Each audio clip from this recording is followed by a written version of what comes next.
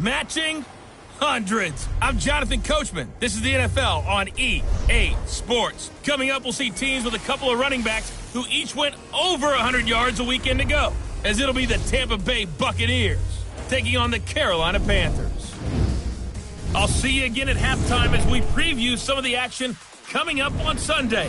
But for now, it's Thursday Night Football. And on the call, as always, it's Brandon Godden and Charles Davis. And we welcome all of our viewers inside a place that the folks around here like to call the Vault. And that's Bank of America Stadium in Uptown Charlotte. Just a few moments ago, this building was shaking as the Carolina Panthers emerged from the tunnel here in Charlotte. They are ready to go as the Panthers are set to match up with Jameis Winston and the Tampa Bay Buccaneers. Alongside Charles Davis, I'm Brandon Gaudin. And Charles, we look at this Panther ball club as they interplay here. They've been buoyed by getting 2 home games right at the start, and they come off a good victory in Week 1. And they looked awfully good last week and came away with a 2-touchdown victory. They did have a few reasons for concern defensively, but all in all, they'll take a repeat here if they could get it. On the other side of the field for the visiting Bucs, they too were winners last time out, so something's got to give here. And I love it when both teams come in off of wins. Great mindsets, and it usually leads to a really well-played game.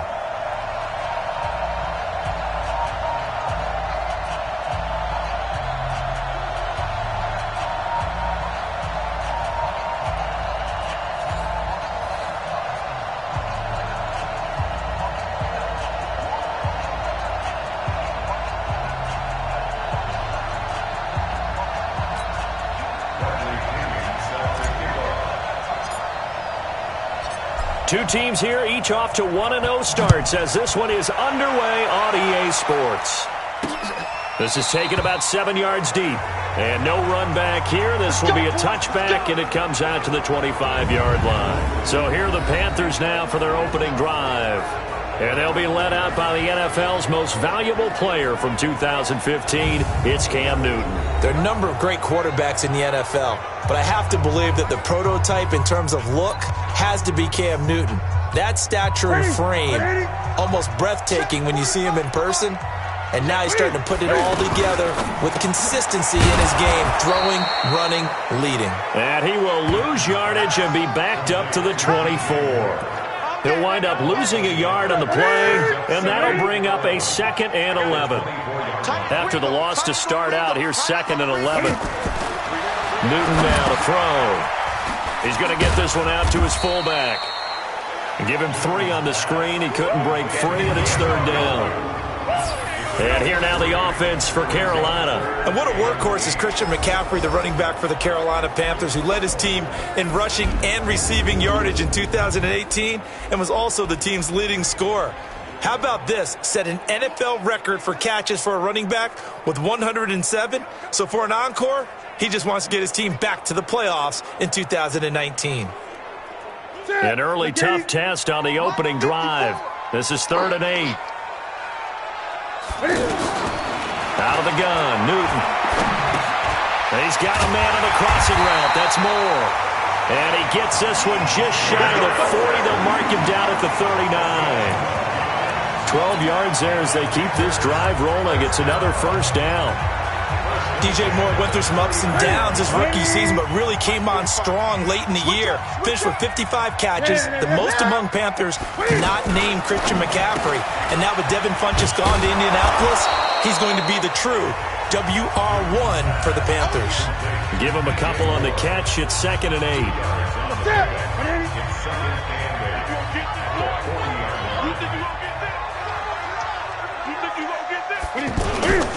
A first carry for Christian McCaffrey, who made his first Pro Bowl last year. Touchdown, Carolina! Christian McCaffrey, his 2nd touchdown on the season. And they are able to strike first here on their opening drive. With these Thursday night games, sometimes you get those quick turnarounds. You wonder how a team's going to start. They started really well. Everyone's always wondering, going into a Thursday night game, who has their legs, who has the overall health of a team. But mentally, if you get that early edge, the other team might think to itself, it's been a short week, we're not really ready to go. You might run them into the ground that way. That's why getting that early score means a lot. Extra point try, good by Gano. And that makes the score 7-0. 5 plays there on that drive. And the last play on the drive, the touchdown run from Christian McCaffrey.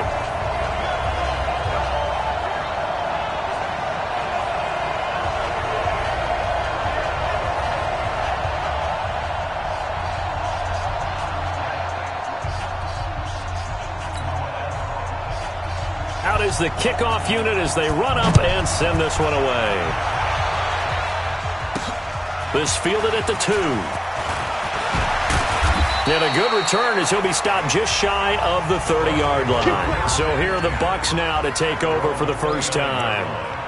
They'll be led out by their 6'4" quarterback, the former #1 overall pick in 2015, Jameis Winston. And this is a guy who cares totally about his team. He will do whatever it takes for a play to be successful and for his team to win. I've seen him become a lead blocker on running plays, even though I'm sure his coaches don't want him anywhere near that pile. On 2nd down, it's Barber.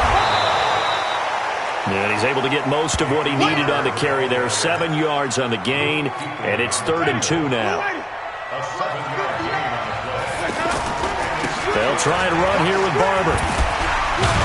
Oh, and they had him stopped short of the first, but a penalty marker down. And that looked like a clear face mask to me. Charles, did I just hear that right? They declined the personal foul. 3 yards, they just declined them. And I have to think that the official is thinking to himself, did I just hear that correctly, that you declined that one? All I can think of is that someone on the field got confused. Must have. It had to, because you're going to take the yards on that penalty each and every time. So on 4th down, out comes the Bucs free agent signee Bradley Pinion to punt. Back to return it, Christian McCaffrey. And this one hits at the 1, continues on into the end zone for a touchback.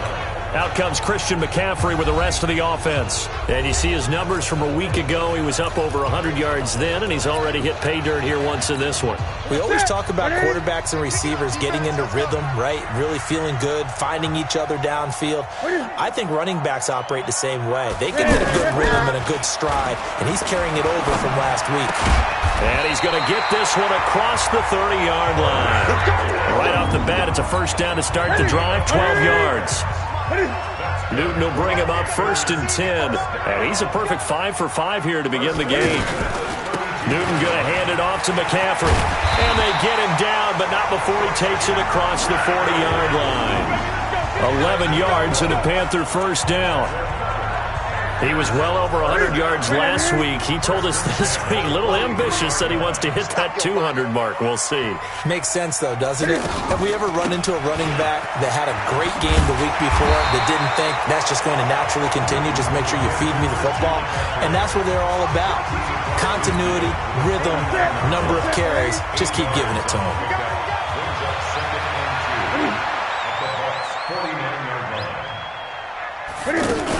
On second down, McCaffrey. And that'll hurt the average a bit as this time they're able to get him behind the line. That'll be a loss of a yard, and it leads to a third down.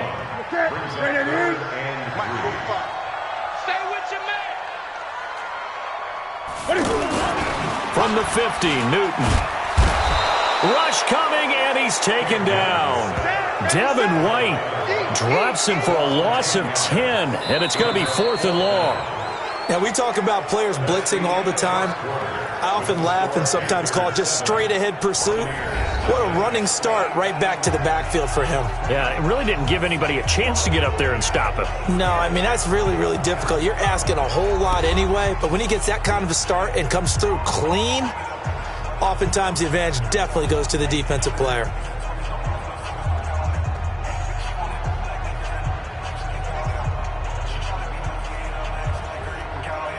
So on 4th down, kicking it away.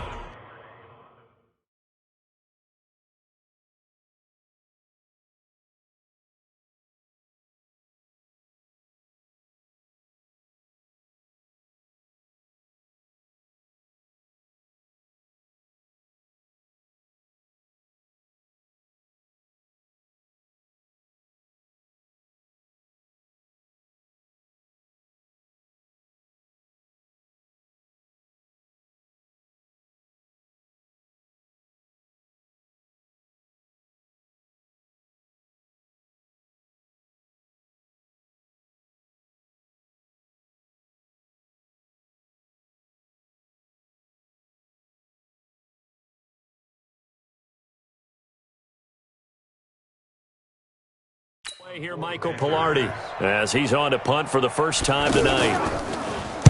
He was only asked to punt once in the victory last week as he sends this one away. It'll be a 51-yard punt that time. And the Bucs are going to take over 1st and 10 deep in their own territory. You rarely call your punter a weapon, but he certainly was there. How about that? Pinning him down at the 1-yard line and helping out the defense in a big way. I'm telling you what, if I'm a defensive coordinator, I might be thinking safety right now. Oh, and now he bowls him over. And now running right through it. And they work this out past the 25. Big yardage there on the scramble. It gets him a first down. He is tough to bring down, Jameis Winston. Yeah, Charles, I remember calling a baseball game of his. He played baseball at Florida State, too. And you saw his legs, tree trunks sprayed in to those baseball pants. I said, how could anybody bring this guy down? And that's part of the beauty of his game because he has that toughness, that thick body. He may not beat you sprinting, but he's real sharp with his mind, and he knows how to get away from people. Line of scrimmage, the 37 on 1st and 10. Jameis to throw it. Forced out to his left. Escapes the defender. Back-to-back nice gains. That one for 14 yards and another first. That was an excellent job of recognizing the situation. His first read wasn't there. Heck, his second read wasn't there. But he bought himself a little extra time scrambling out of the pocket, got to the sticks, and picked up the first down. So from Panther territory now, it's 1st and 10 at the 49-yard line. Barber on 1st and 10. And he'll get across midfield and into Carolina territory. Dontari Poe in on the stop. On second down, Barber. He'll get only a couple down to the 44. Now whistles here, and it looks like we've got a Panther that's having some difficulty down there getting up. While the training staff takes a peek, we'll take a break.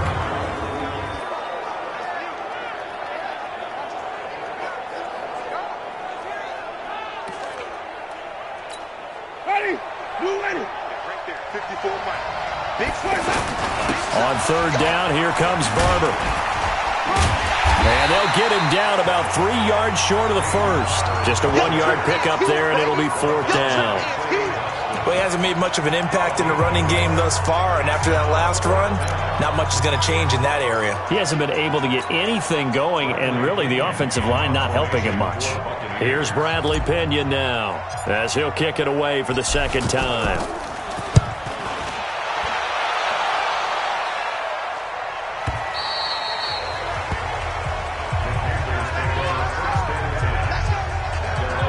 Carolina getting set to take the field. They're out in front. Last time they had to punt it away. We'll see if they can add to their lead now.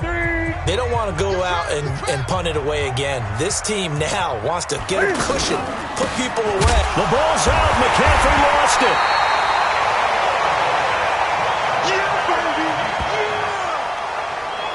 Wow, that ball gets knocked free, but a teammate comes along and scoops it up.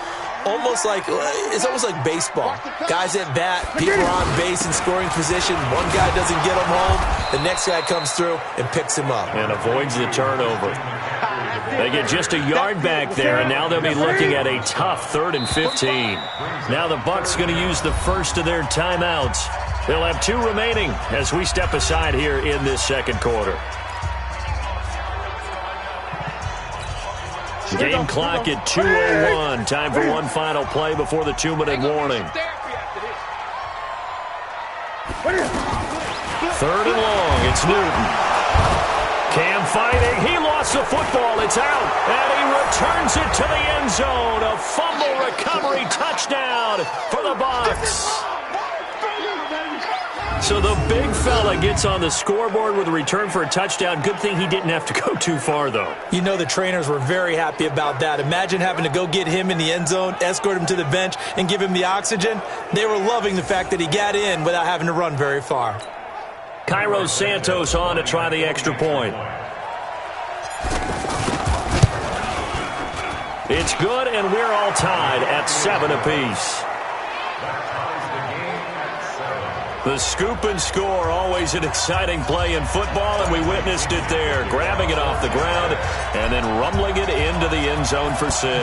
So all even at 7 now as they kick it away. Short kick here, fielded about the 17. And an excellent return there as he's up to the 35 and make it the 40-yard line. In a tie game, both sides are looking for something to give them an advantage. It often falls back on special teams, and that return, that could be the spark to untie the game. Good starting position for the Panthers as they come up 1st and 10. Now Newton. Over the middle, complete to Samuel. And he'll be taken down, but not before he works it past the 50.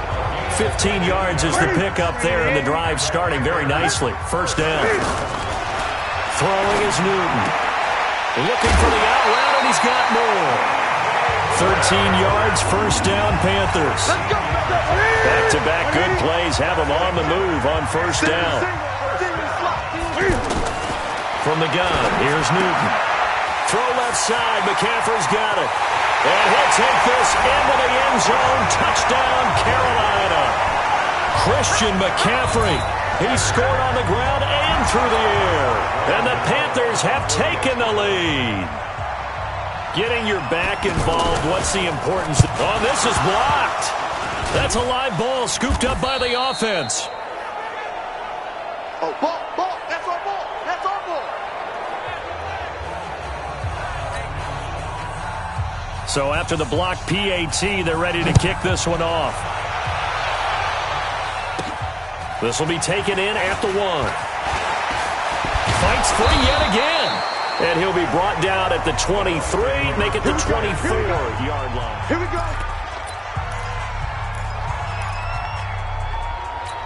Ready. The Bucs offense set to begin their next possession. And looking at this situation, Charles, you got more than a minute. You've got all 3 timeouts. Probably no need to. Mike Evans, he's going to go. The 20. Touchdown, Tampa Bay. Mike Evans, 76 yards. And now they can recapture the lead if they can make the PAT. And correct me if I'm wrong, that was just a simple fly route, wasn't it? No, there's nothing to correct at all. You've got it down pat. And I just remember as a player, when I'd be in practice sessions and I'd hear 9 from the receivers, that meant fly route, go, look out. That was the 9, and he just kept going all the way into the end zone for the touchdown. Santos able to tack on the extra point, and that will give him the lead here as we get on towards halftime.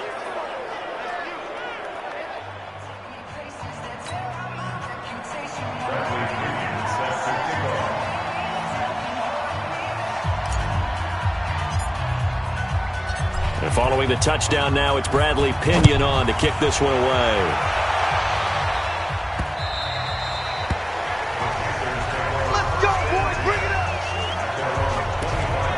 Here's the Carolina offense as they get ready to take over here. It was still more than a minute to go into half. Time to try to mount a drive. And I would think that they would have to. This is today's NFL. You got to push it whenever you get an opportunity. You can never have enough points with the high-powered offenses that you face. And analytics will tell you, try and score when given the opportunity. Here's a 2nd and 2 now from the 33. Now Newton. Wide open receiver complete. Oh, some strong. And now off to the races down the right side. And he will take it across for a Panthers touchdown. Curtis Samuel, his first touchdown of the new season. And the Panthers are going to jump back in front. They erased that deficit pretty quickly, did they not? A 2-play drive. What do we call that? Short-lived? Very. Very short-lived. 2 plays later, they're in the end zone and back out in front. We always talk about drives, don't we? Does 2 plays count as a drive? Not really, but that second play was so good. I don't care what we call it. It was enjoyable to watch.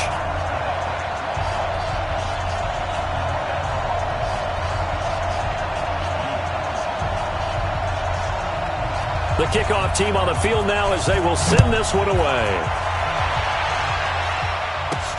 This is fielded at the goal line.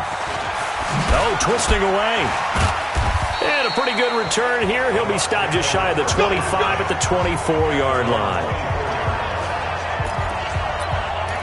Heading back out there, a look at Peyton Barber. He's just been looking for some space. Yeah, I'm not going to pin it on him or the offensive line, but they need to get this run game going better. Sometimes you just have to credit the defense. They came in with a... Oh, this is taken in. It's complete. 36 yards on the play. I think it's pretty safe to say that initially they had to be thinking about trying to get into field goal range. But after that shot right there, they've got to be thinking bigger right now. And that was probably their thought offensively. If we hit this, great. Let's go for the end zone. If not, settle for a field goal. Looks like they can try to hit pay dirt. Now a throw to the end zone on first down, but it winds up incomplete. So 2nd down and 10. Once again, they'll go from the 40. Winston, he's going to look deep for Perriman. And that is incomplete. 7 seconds remaining.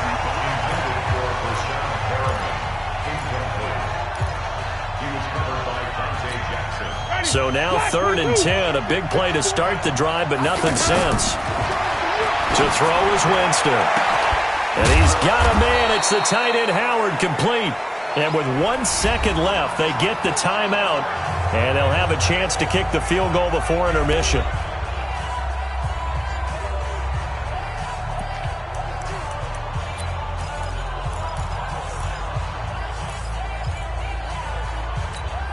And this should be the final play before the quarter ends. Final play of the half here, Winston. And he's got his tight end, Howard. It's a Buccaneer touchdown. O.J. Howard as time expires in the first half, as his guys can now take the lead with the extra point. You knew time was going to run out, so this had to be in the end zone, and somehow they were able to find a window and get it done. Very easy for us to talk about up here that, yes, all that had to happen, but when time's running down, sometimes your brain compresses a little bit too. They showed great poise, understanding of situation, making sure they got to the end zone in order to complete that pass and take a nice momentum into the locker room. All right, Brandon, we'll get back to you guys in a moment, but first, the NFL season is in full swing. Let's show the good folks what we've got in store for us later this weekend here in Week 2. Some great games coming up on Sunday, highlighted by a 1 o'clock matchup in Miami. A good test for the Dolphins, as they'll have to contend with the New England Patriots. Excellent games in the late afternoon window as well, one being out in Los Angeles, where it'll be the Rams taking on the New Orleans Saints. And finally, on Monday Night Football, Mayfield versus Darnold, round 2, the Browns and Jets from MetLife Stadium. In our game has been Jameis Winston, who's been on target in the first half. His guys lead, though, by only a point. It's been a tight one. As for the start of the third quarter, we'll send it back to Brandon Gaudin.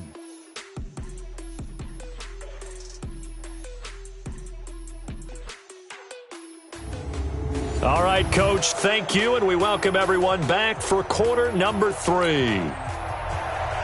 It's been a shootout so far. We'll see which defense can make the adjustments as we get back underway in the second half. That'll be taken in the end zone.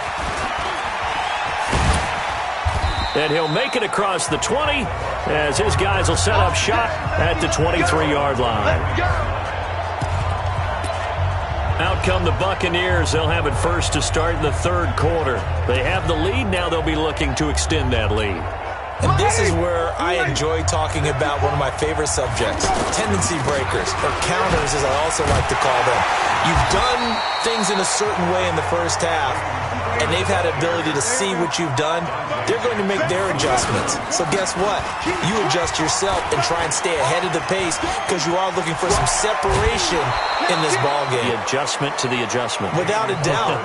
Show them one thing, hit them with something else. That one good for a first down pickup of 18 yards.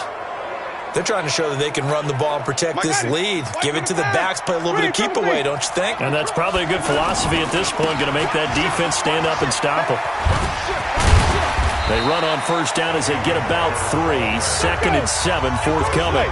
Give them 3 on first down. It'll set up a 2nd and 7. Slipped one tackle, but no more as he's knocked to the deck behind the line of scrimmage. It's a loss of 2, now 3rd down. I think it's pretty evident. We can say what a difference a week makes. Last week, he ran pretty much wild, didn't he? Did pretty much what he wanted to do. But this one, they've stopped him cold. That, to me, that's good scouting and even better execution. Yeah, and they stopped him behind the line right there. They obviously watched the tape a few times and made some adjustments. For a big guy, Jameis sure can move. Did a nice job there picking up the first down with his legs. That was a pretty scramble there by Jameis Winston, but I've got to tell you, partner, if you just put him in a regular event, just watch him run, you're not going to think that he's going to do that, but you turn on the bright lights, Jameis Winston can run, wiggle, and pick up first downs. He'll get a nice chunk there on the first down run, and it's 2nd and 4. And the second wave of tacklers is going to get him as they stop him behind the line. That's a big loss of 3, and it brings up 3rd down. On 3rd down, Winston being chased out left. He can run for it, and he will.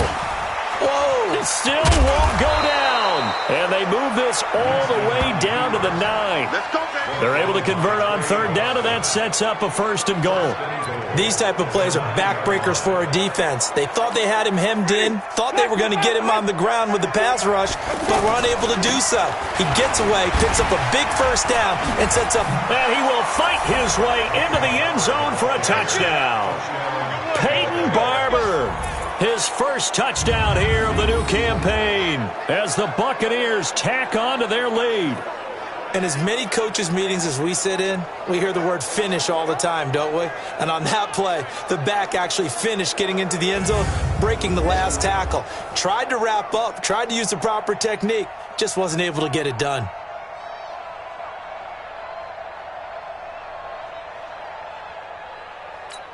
Santos now to add the PAT.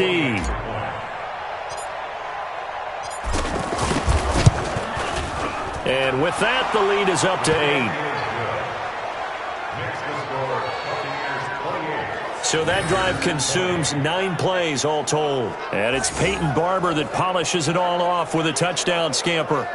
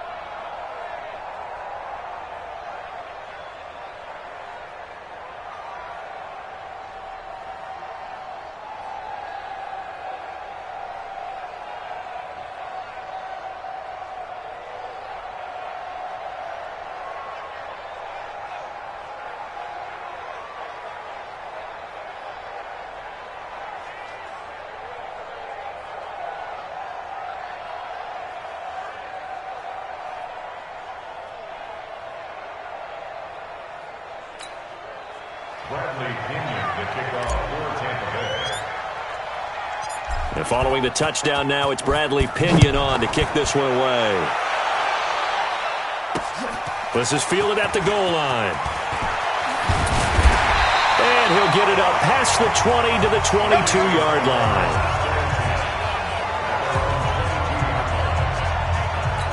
Christian McCaffrey and the Panthers about set to go on offense. He's toppled the century mark already receiving the football, closing in on that on the ground, too. They've really had trouble handling him. I think from what we've seen in this game, his success through the air has started to open things up for him on the ground because now he's loosened up the defense, right? They've got to play just about every snap as if another receiver can get downfield on them, and he's been that receiver. Now they bring him back to the backfield. I think his yardage running the ball will increase as this one goes on. Well, they might need to devote some extra attention to him, something just to stop the momentum he has. And they'll blow that one up back at the 16-yard line. And chalk that up as a 4-yard loss. And now it's third down.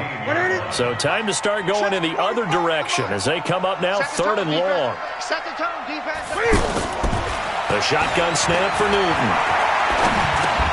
To the right side, and he's got more complete. There he goes, right side. Touchdown, Carolina. DJ Moore. 84 yards as his guys have cut the lead down to 2. Good start to the season for him. He had the touchdown last week in the opener and a second one in week 2 now. How about the pace he's already established, right?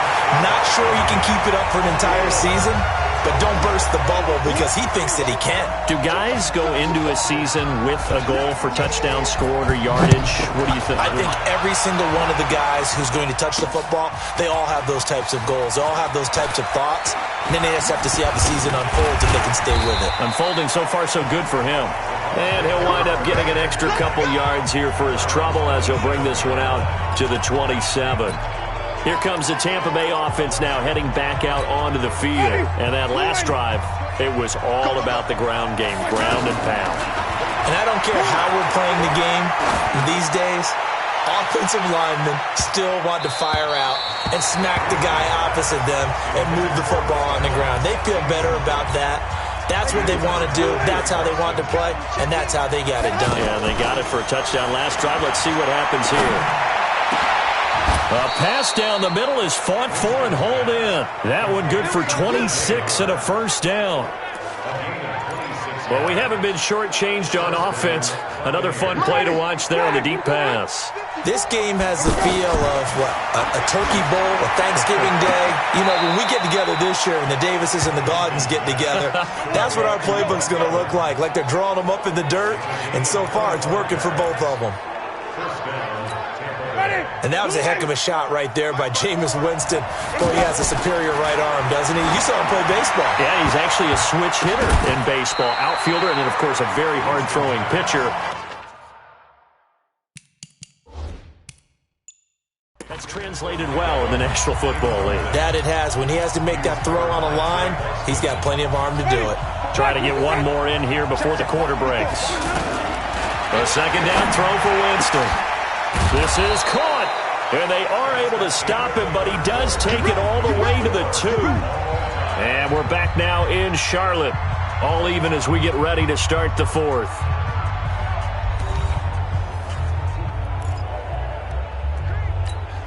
A field goal could get him the lead, but it might not be enough here as they come up on 1st and goal. Now Winston, and he will score. Touchdown, Tampa Bay. Jameis Winston, his 3rd touchdown of the game and 4th on the year. And they're able to break the tie and move out in front here in this 4th quarter. Well, this was a pass all the way, but he just kept buying time, didn't he? It was kind of like, wait. Oh, it's open. Time to hot-foot it and go. And, boy, was he successful. Yeah, didn't go to the outside toward the pylon, just straight ahead, middle third of the field. Shortest distance between 2 points. Straight line.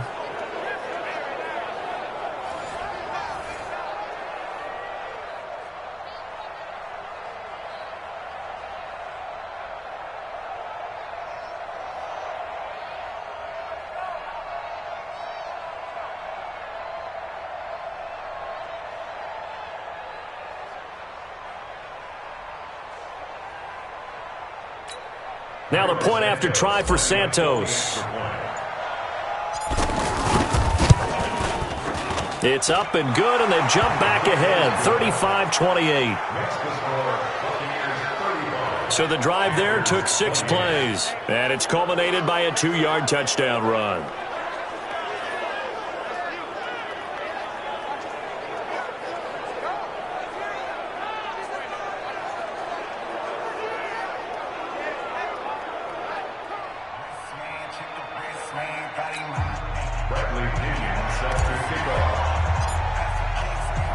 And following the touchdown now, it's Bradley Pinion on to kick this one away.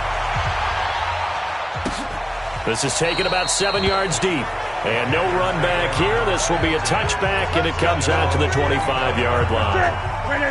The offense back out there at the line, ready for their next drive. And they're hoping to redo their efforts of the last drive when they got into the end zone. And just think of what it's like now on the sideline, because when you score a touchdown, you have to go over and look at the tablet and see what you did on the last drive. When you scored points, it's a whole lot better view than when you're trying to figure out how to fix things there. A good pickup there, 21 yards. A big hitter to start the drive has him up near midfield here for 1st and 10. Here's Newton. He'll buy some time right. He's got the first down and more inside the 40. That's back-to-back plays of over 20 yards. So an instance there of Cam being Cam. We know he can use his legs. And with that big body, it's hard to get him down, even if you get a clear shot on him. Plus, he moves it a lot faster than what people think. And boy, does he have fun playing the game of football. And he'll take this into the end zone. Touchdown, Carolina. Torrey Smith, his first touchdown of the new season, as they can now even this game here in the 4th quarter with the extra point. Everybody likes to see the long ball thrown, but when you throw it underneath and you see someone catch the ball, secure it, make their moves, and then turn it into bigger plays, that's a lot of fun to watch as well.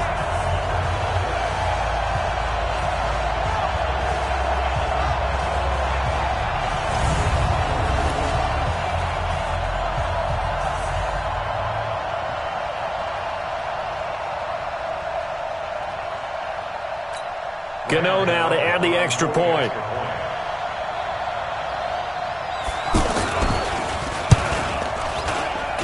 And we are tied here in the 4th quarter. So a 75-yard scoring drive on just 3 plays. And Carolina scores to cap it off. This is taken at the 3. And he'll get across the 20 before he's brought down at about the 23-yard line. And we shift to spotlighting Mike Evans. And I know that they've double-teamed him a couple times, but not a ton. Whatever they're doing isn't working. He's up over 100 yards. We'll see how they adjust. And when they do that, they weaken their defense in other places as well. And he's free going down the left side. It's a foot race. And he's into the end zone for a Tampa Bay touchdown. 3 touchdown passes now in the ball game for Jameis Winston. And they're able to break the tie and move out in front here in this fourth quarter. Well, that's a heck of a response to regain the lead after we had seen the touchdown to tie the game. I would say what we just saw there was a great amount of poise, because typically when teams tie the game up, it's a little bit of a, how would you say, you kind of take a step back and have to get yourself regrouped. They regrouped in a hurry, didn't they? They attacked back after they had been tied. And in a big way, that was a statement-long touchdown.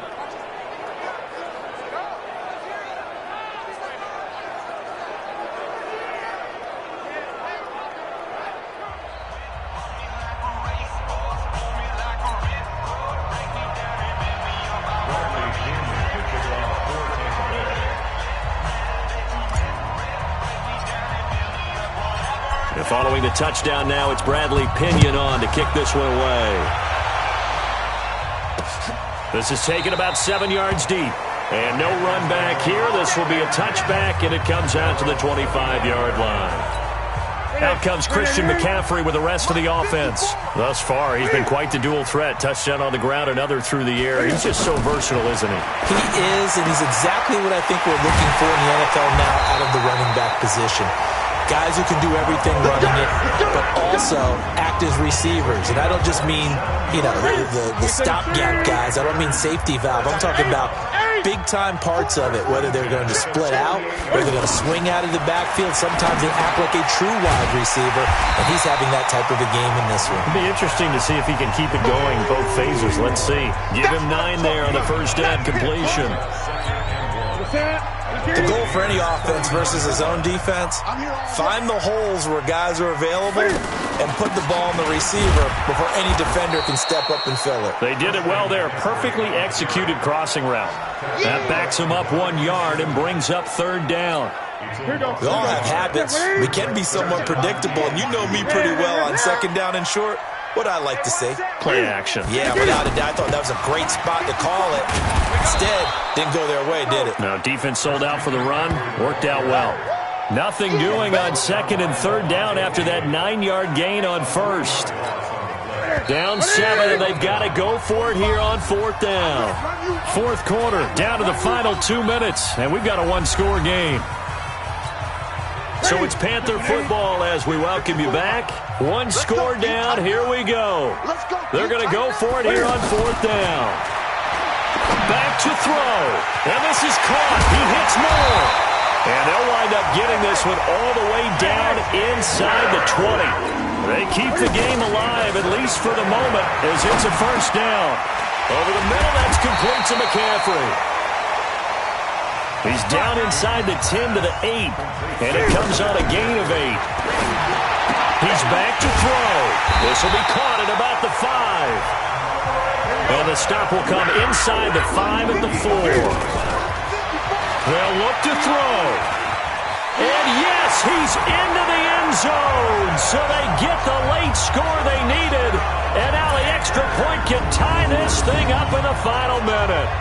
And while it appears the heavy lifting was accomplished by scoring the touchdown, they're still down 1. That extra point is not a gimme.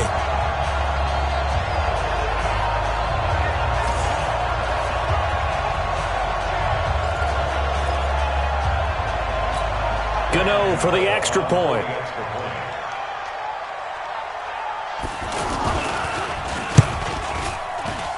And no sweat. He puts it through, and we are tied here in the fourth. So that one, an 8-play drive. It spans 75 yards. And the final piece to the puzzle was the Cam Newton touchdown run. This is taken at the 3. Oh, and now he bowls him over. And now running right through it. And a good return. He's across the 35-yard line, right around the 36. And Tampa Bay trots out there now. They need to get this around the 40 on the other side to get into field goal range. Look at the clock, a decent amount of time here in a tie game. What do? No panic situation at all. They've got to get a couple of chunk plays, pick up nice bits of yardage. Target the sidelines? Target the sidelines because you want to get out of bounds and make sure that clock stops. Because if the clock stays running, that makes things that much tougher for you. It can always bleed out on you. Winston. He's going to wind up and air it out. And a scary incompletion, almost picked off. It would have been their first INT of the game. Instead, second down. An incomplete pass on first down. That leads to a 2nd and 10. Winston. And he almost intercepted it. They haven't picked a ball off yet. That probably should have been their first. And it's 3rd down now. Big play coming up. Here's 3rd and 10. I would expect to see some pressure here. The pressure drops off as they look to throw. Complete. He finds Brain. So now with 6 seconds remaining, we get a timeout on the field.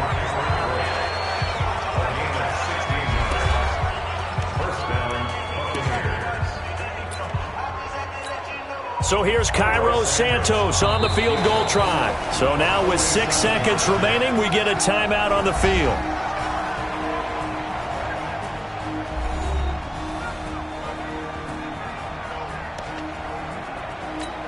So here's Cairo Santos on the field goal try. His first attempt of the night here, and it's a big one. It's for the win.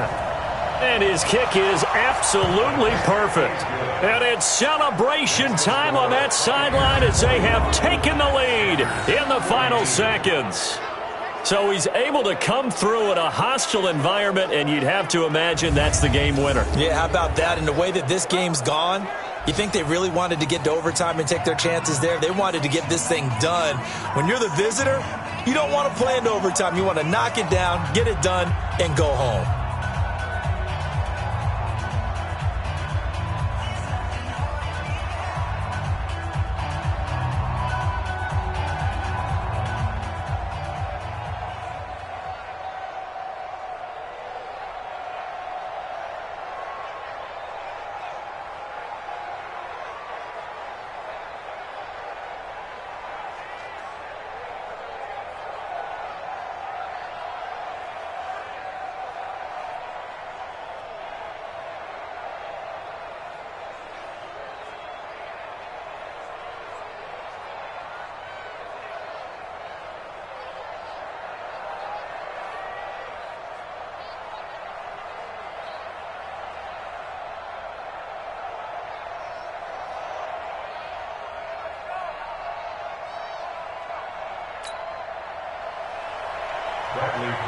Set to kick off.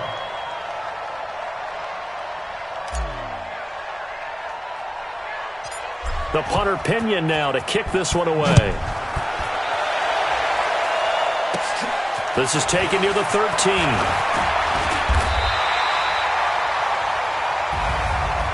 Well, this one, partner, was fun down to the very end. They got the points late, right before the whistle. Then the ensuing kickoff. They were hoping for magic on the other side, but couldn't get that spark. Fun if you won, and fun for us, because we got to watch it and call it. That magic that you were talking about didn't occur at the end, but what a game all the way through. So for Tampa Bay, it was a great all-around performance as they come out of this one with the victory. And they'll get a few extra days to get ready.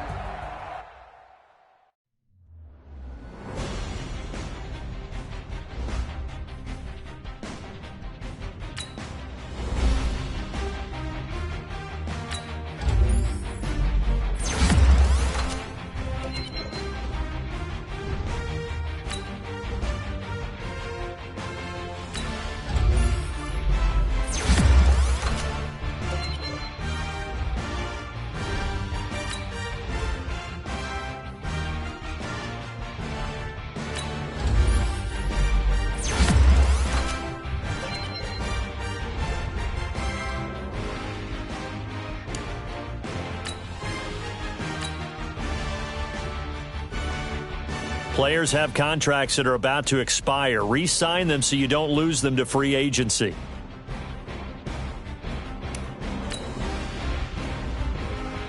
These players are on the last year of their contract. Re-sign them so you don't lose them next season.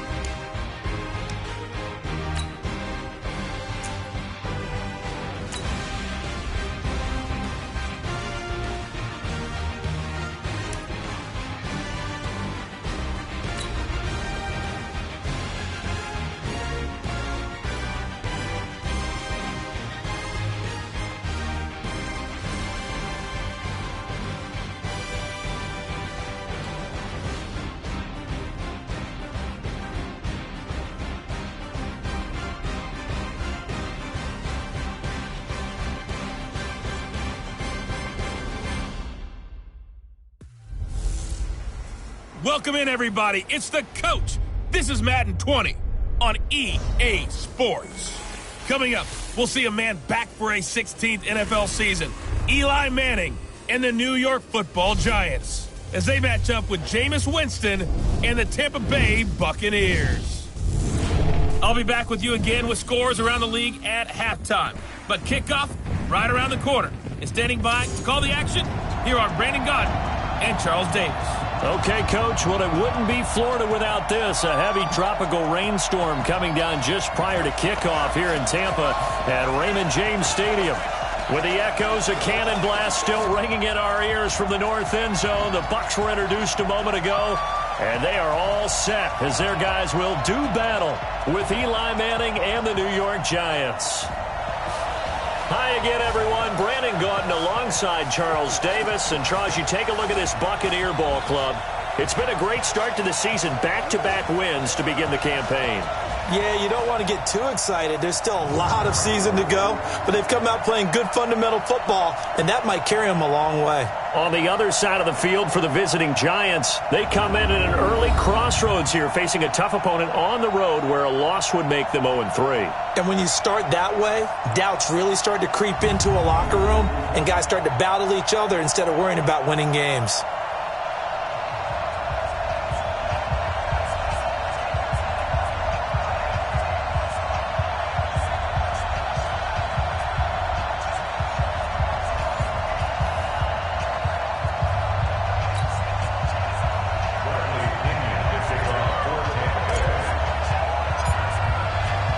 It's the first weekend of autumn, and the NFL is in full swing as off we go on EA Sports. This is taken at the 3.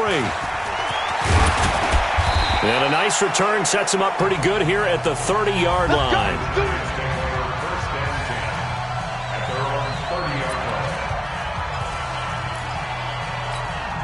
So 1st and 10 now from the 30. Shotgun now for Manning. Out to the right here to Shepard. And he gets this to the 35. Good for a gain of 5. A lot of people thinking that this could be a good year for Sterling Shepard to step out of the shadows of Odell Beckham Jr. But a season ago, pretty good for Sterling Shepard. 66 receptions, 872 yards, and now hoping for a 1,000-yard campaign in 2019. Third play here, this opening drive, as they're up against a 3rd and 5. Working from the gun, Manning. Now he'll dump it underneath to his running back, complete. And this is going to lead to another first down as the tackle's made at the Bucs 43. I feel like Eli Manning has just gone from downfield bomber to a guy who can complete everything. He can hit him underneath now, yeah, we just saw that there with that pass completion. The maturity of a veteran taken with the defensive given. The numbers for him from a week ago: 16 carries, 71 yards, and a touchdown. I can't remember the last time we did a game and a coach didn't talk about establishing the run first. But they've lost 2 straight games, so they still want to do that. But they've got to have some contingencies, some other options. Expect them maybe to throw it a little bit to open up things and maybe run it a little bit more later in the game. Nice play right there to stop him behind the line, but I want to see how this defense continues to play him here in the first half. Yeah, we know, you know better than I, he has the ability to take over a game, so what do? Yeah, I think you have to make sure that you bottle him in at varying levels, because if you crowd everyone to the line of scrimmage, if he breaks through, there's nothing but room to run. That'll be marked as a 27-yard pickup. Manning going to come up on 1st and 10, and he's 4 for 4 now, throwing the ball to start the drive. Now Saquon Barkley, and he'll wind up losing yardage here, back at the 21-yard line. Call it a full 3 yards in the wrong direction there. Brings up 2nd down. That loss of 3, a rare stumble on a promising drive. Here's 2nd and 13. To throw is Manning. And this is going to wind up incomplete. The coverage there too strong on the deep ball, and now they face a 3rd down. Now they're coming up on play number 8 of this opening drive, but they're looking at a 3rd and long. Faking the give to Barkley. Now Manning going to throw deep for the end zone. And he finds Shepard. Touchdown, Giants. Sterling Shepard. His first touchdown here of the new campaign. And the Giants take it right down and score on the opening drive. This is a crew, they've come out flat their last 2 games, both losses, but just judging by the energy level, they look different here early, and that touchdown shows how. Yeah, it seems to me that touchdown gets them off the treadmill. Because, you've been on the treadmill. I've seen you work out. You go forever and ever, and it tells you you've gone somewhere, but you really have. You're in the same spot. They've exchanged it for an escalator. Still got some hills to climb, but they can get there. These are good analogies. I run outside sometimes, though. Get some fresh air, a little sun on your face. A little wind in there. Yeah, that's right. And a nice job there as he gets this one up just shy of the 35-yard line at the 34. So here are the Bucs now to take over for the first time. They'll be led out by the number 1 overall pick back in 2015 out of Florida State, Jameis Winston. We're not even a quarter way into the season. He's already off to a pretty nice start. NFC Offensive Player of the Week in last week's game. Yeah, week 2, he was electric. See what week 3 has in store. From the 34 now, here's 1st and 10. This is Peyton Barber. He led them in rushing a season ago. And this will leave him a yard short. Nice pickup of 9 yards on 1st down. Well, it's time for them to be good teammates right here. And what I mean by that is possess the ball for a little while. Get at least 2 first downs. Give their defense a chance to settle down a little bit after they give up a touchdown. Sheds another. And holding it may be the wrong decision as he stopped in the backfield. Well, that's the big drawback to this play. Even if somehow the quarterback pitches it, he's not immune to the big hit. In this case, he kept it and absorbed it anyway. And he's going to be brought down by the face mask. Here come the flags. This is going to get him a first down. Defense. Of course, they had the option, and they choose to not take the penalty. They like the results of the play that they just ran, and they elect to let them stand. 4th down, and the Bucs trot out the former 49er Bradley Pinion to punt it. Back deep, Golden Tate. They only punted twice in the win last week as he gets this one away. Oh, and what a play on special teams here. This is going to be down inside the 5, all the way down at the 2-yard line. They decide against going for it on 4th and 1, maybe to the Giants offense at the line, ready to begin their next drive. And they will begin with, should we call it, far from ideal starting field position, their own 2-yard line. So what's your definition of ideal? The 1-yard line on the other side of the field. Yes, exactly right. So, yes, your definition is apropos in this case. He's a 2nd-round pick, a solid 2nd-round pick. But when you're close to that 1st round, do you come in with a little chip on your shoulder? You definitely do, because now your money's not the same. But even more than that, it's the prestige. Everyone wants to be a 1st-round pick, and he thought his talent demanded that. And I do know some teams in the league that had 1st-round grades on him. And you take a look at this draft class from a season ago, really it grades out as a pretty darn good class. So you have to give a lot of credit to the entire scouting organization. General manager, personnel department, college scouts, all came together. They evaluated it very well and got a nice payoff. He'll get 15 and a Giants 1st down. Back-to-back good plays have him on the move on 1st down. Manning going to hand it off to Barkley. 10 yards on the pickup there, and it'll be 2nd down. That's something we saw over and over again in Barkley's rookie season. He had 91 catches last year, most ever. Back pressure from his right, and he goes down hard, flat on his back. Shaquille Barrett put that sack by his name in the stat sheet. They had the right down and the definite distance to take a shot downfield, but it didn't work out the way that they had envisioned. No, that's a situation where if you take a sack close to the line of scrimmage, it's not that bad, but a loss like that, you can't take a sack there. Yeah, absolutely. The one thing you cannot do, they did. 23 yards, the final tally. Good route, good pickup for 1st down yardage, and that is a tough one to cover, the angle route, because a running back getting out of the backfield, if you're trying to cover that, especially if you're in the linebacker spot and you're seeing this play develop, he heads out towards the flat first, and that often gets you to overcommit running in that direction. Then he cuts back up inside you into the middle of the field. That's what we just saw there for a nice pickup. On second down, here's Barkley. And he still has yet to get on track in this first half as they're going to stop him behind the line. They'll wind up losing 3. And now it's third down. 70, Indy. You remember me? You remember me? On third and long, it's Manning. And that'll wind up incomplete. Bold play call there. Now it's fourth down. They don't get the hook up there, but you really have to marvel at how precise he's been throwing the football these last couple weeks. Oh, that's a perfect word for it, precise, because if you're at 70% or better 2 weeks in a row, you have a job as long as you want one in this league, won't you? I mean, let's face it, it's not just West Coast offense either. He's putting the ball downfield as well.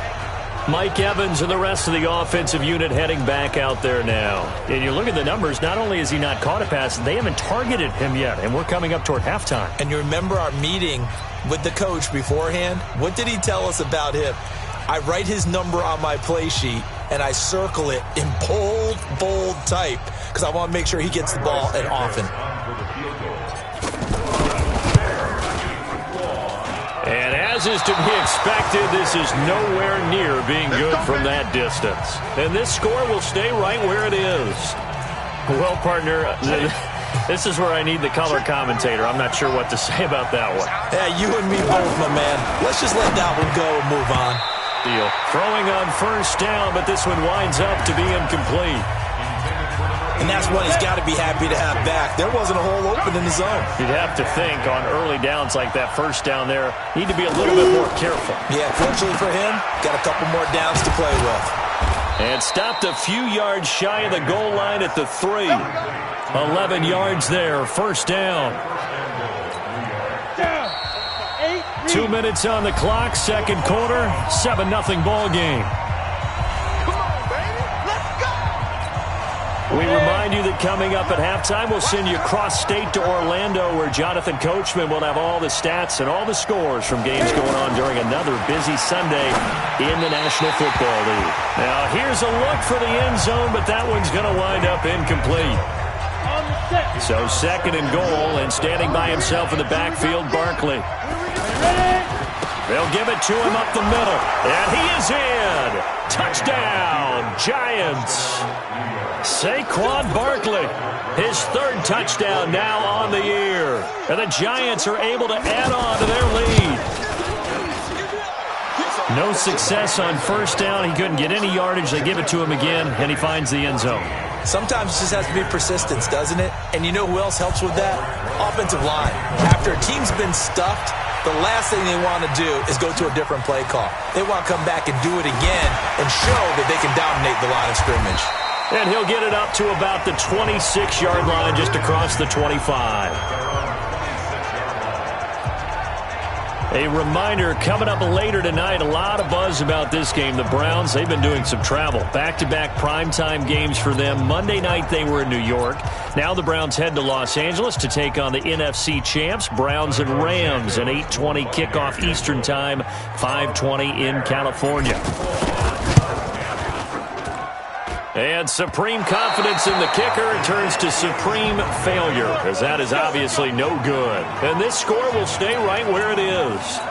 I got nothing after that try. Yeah, don't even try. I mean, he tried it from the parking lot. Over the middle, complete to Tate. And he will take it on in for a Giant touchdown. Golden Tate, his first touchdown of the new season. And the Giants are able to add on to their lead. I know these wide receivers are about flash and dash and high-flying plays, but a good number of them played running back at some point in their career, and that's how they finish off a lot of their big plays, run after the catch. And this time he finishes off the big play in the end zone.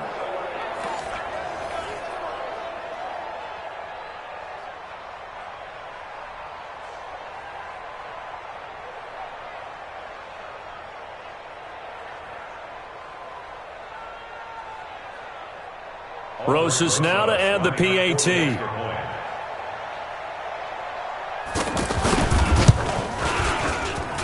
And it is now 21-0. Well, they got the ball in great field position. One play later, boom, end zone. Now after the touchdown, here's Rosas on to kick it away. This is taken just shy of the 10 here. And a nice job there as he gets this one up just shy of the 35-yard line at the 34. Here comes the Tampa Bay offense now heading back out onto the field. And some dangerous territory. You're already down 3 scores. A 3-and-out here or an inability to put any points up. This one might be over by half. Yeah, and what you also have to guard against is calling every play for a big shot downfield. You know, thinking you're going to get all these points back on one drive. You're not. And last time I looked, it's still the first half. I'm not saying you have ultimate patience here, but you also don't have to go ahead and force everything either. That one, a gain of 20 and a first down. Peyton Barber, a surprise workhorse for the Buccaneers in 2018. I don't think they expected him to have 234 carries, but he certainly felt like he could carry the load and just carried it there for a nice gain.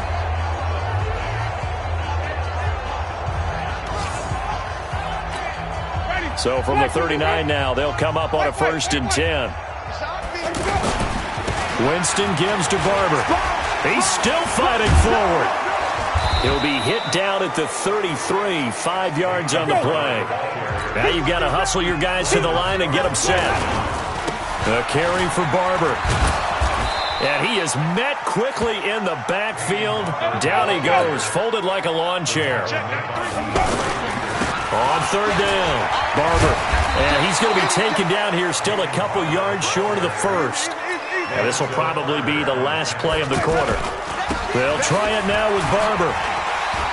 Still churning. And the surge is going to be too much defensively. He's hit and taken down to the backfield. So we come upon halftime here with the visiting Giants out on top. As we send you a stone's throw away across I-4 to Orlando. There standing by is Jonathan Coachman, ready with our EA Sports Halftime Report. Coach? All right, Brandon, thanks. And welcome in everybody to our EA Sports Halftime Report. Time for a look around the NFL here in Week 3 of the new year. We'll begin out at State Farm Field. Carolina matching up with Arizona. And they have just about gone to halftime with the Panthers out on top. Christian McCaffrey, the lone touchdown there as he's cashed one in on the ground. From there, we fly east to Philly to check on the Eagles at home at Lincoln Financial Field. And they were losers in that game as they fall to the visiting Detroit Lions. 27-10, the final score. Lastly, let's get you way up to Seattle. See what's happening with the Seahawks. And for the moment, they trail the visiting Saints in that one. The veteran Drew Brees with a touchdown pass. In our game, it's been the play of Eli Manning that's been the story so far. His guys have a 3-touchdown lead as we're about ready to go into the second half. And to get you through it, we give it back to Brandon Gaud. All right, Coach, thank you, and we welcome everyone back for quarter number 3. Forecast calling for more of the same. The rain set to continue as we are underway in the second half. That's fielded in the end zone. And he'll take it back to about the 19-yard line.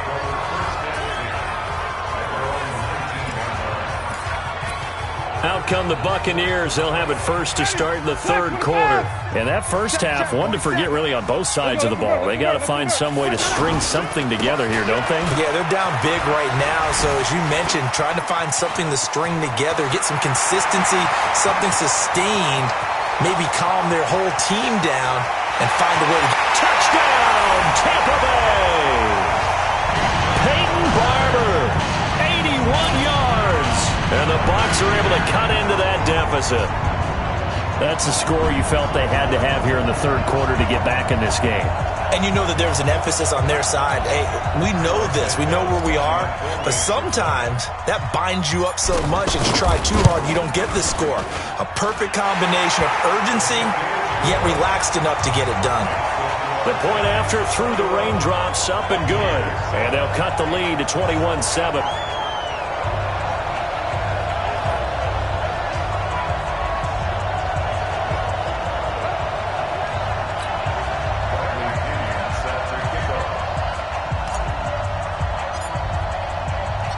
Following the touchdown now, it's Bradley Pinion on to kick this one away. This will be taken short. And he's up across the 25 and down at the 28-yard line. So now the Giants set to take over on offense. They lost 2 straight coming in, but good news for them right now. They've got the lead and the football. Manning and the Giants come up now 1st and 10 at their own 28-yard line. Now a first down run is going nowhere. He's going to be dropped in the backfield, a loss of 2. First play of the drive goes the wrong way. Here's 2nd and 12. From the gun, it's Manning. That's complete left side to Shepard. They'll get 9 there as that sets him up better for 3rd down. 50, play. You ain't doing nothing today. Play. Get it. They'll try to run for it with Barkley. And they're going to mark him down short, maybe by about a yard, if that. Just a 2-yard pickup, and that should necessitate a call for the punt team here on 4th down. Tough first half for him, unable to put up the numbers he's used to producing. But with a guy like him, you and I both know it just takes a couple of explosive touches for him to make an impact on this game and on the stat sheet as well. Here now, Johnny Townsend, as he'll punt it away for the 2nd time.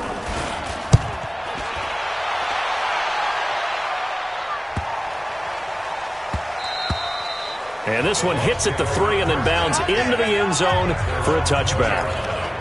Now the Buccaneers offense gets ready to head back onto the field. And coming off a 1-play drive that was so deflating for the defense, what's their mentality? How do they rally here and stop this offense? Well, hopefully there's some determination that sets in, because they weren't ready to go on the last one.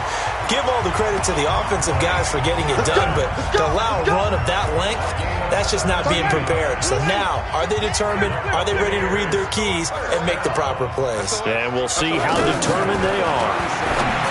To throw, Winston. Oh, a scrap for the football, and he's going to come down with it. The Bucs passing game looking good on this drive. It's a 1st down. Not only have they completed a couple on this drive, but they peeled off some pretty good chunks of yardage, too. Absolutely. Great start. 2 nice plays in the pass game. Now can they continue to feed off that? Oh, he's thinking end zone for Evans, and nearly picked it off. He had a chance to come down with that in the end zone, but it will wind up just being incomplete. Throwing again. Winston on 2nd and 10. Escaping the pressure right. Eluding the pressure right. And he's going to get this inside the 30. And they're going to have another first down as the tackle's made at the Giants' 26. Sometimes guys get locked into such a groove. What do we call it? The game slowing down. They see everything happening almost in slow motion. They see the lanes develop. I feel like he's right. And he's into the end zone. Touchdown, Buccaneers. O.J. Howard, his 3rd touchdown now on the year, as his guys are back within a single score. And nowadays in NFL football, you have to account for all the receivers, sure, but the tight end's such a weapon, and they prove it right there. Oh, without a doubt. And we're seeing now the golden age of tight ends catching the football. I go back to Kellen Winslow. To me, he was a prototype of what we're seeing today. We're seeing it each and every week now. Santos with the extra point, and they're back within a touchdown at 21-14. So that drive spanned 5 plays, and it's all finished off with a touchdown by Tampa Bay.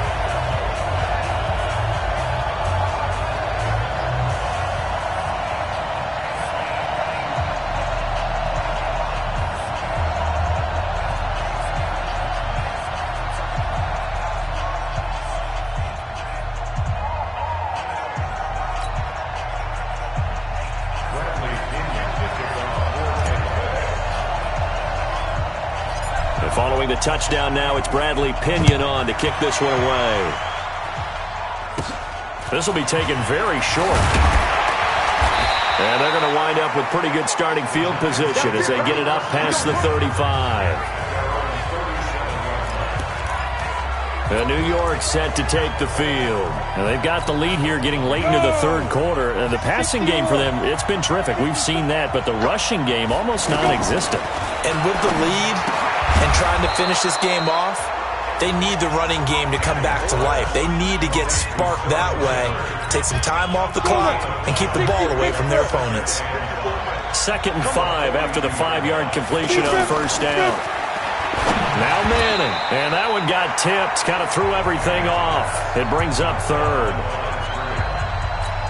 You got to give some credit there, able to hop up in the air and bat that one away. And that's frustrating for an offensive lineman because the only recourse is when he goes in the air to try and give some type of a pop or a shove, hoping to bring his arms down. It'll be a 3-yard gain, and that's going to bring up a 4th down. So much about offense is what you call hidden yardage. You know, you throw the ball to someone, they catch it, and then they can make a big play. You know, they create a play, run after catch. They did a really nice job here of limiting that and keeping them from a first down. Yeah, stopped him in his tracks. And Tampa Bay trots out there now. And here we are almost through 3 quarters of play, and this passing game still has not really found any kind of rhythm. Put it mildly, because they're not even over 100 yards yet. And in today's NFL, where it's a pass-first league, that is quite surprising. Not many teams patient enough to stick with the run. Everybody wants to advance the ball through the air. They've got to get their timing back. Line of scrimmage, the 28 now as they come up on 2nd and a couple. Jameis to throw it. And a catch right side by Evans.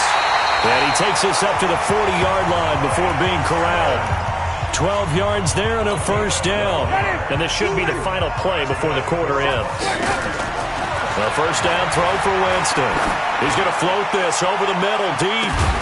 This is caught inside the 15. Touchdown, Tampa Bay. Rashad Perriman, his first touchdown here of the new campaign, as they are an extra point away now from tying this football game. And I think I saw that right. You tell me if I'm wrong. That was just a fly route, just to go. He went. Sometimes speed, just pure speed, is going to win. I don't care how athletic you are on the other side of the ball. When a guy's that fast and he can just take off, if the quarterback has time to throw the ball and release it when he wants to, that's the end result. Nothing you could do about that. He was just a better athlete on that play. A couple of teams locked into a good one here. 21-all the score as the kick's away. And they will not get a chance to return this one as it's through the end zone for a touchback. And New York set to take the field. And a tight game after punting last time. See if they can get something going on this drive. Ready. As they head to the field now, with the game this close, you've got to feel there's a sense of urgency for them going on offense right now. But they have to do it without letting panic creep in and affect their play. 3 yards on the pickup there, and it'll be 2nd down. 3 yards on that last run, so here is 2nd and 7 from the 28. Manning, and now the ball comes out. Manning lost it.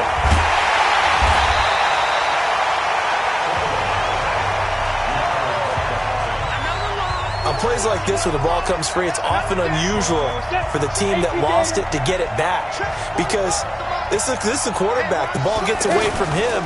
Everyone else is trying to execute what they're supposed to do on offense. They're usually looking in the other direction, downfield, or have moved away from him. In this case, though, a teammate is able to come up with the ball. Now a shot taken on 3rd down, but it's going to wind up incomplete. Too far downfield, something those linemen have to watch out for, and that time it costs them. An incomplete pass on that last play, and that means they'll need to come up with something here on 3rd down. Throwing now is Manning. It's caught. Jones. And they're going to get this beyond the 40 before he's taken down. It's a gain of 26 as they pick up the first down in the process.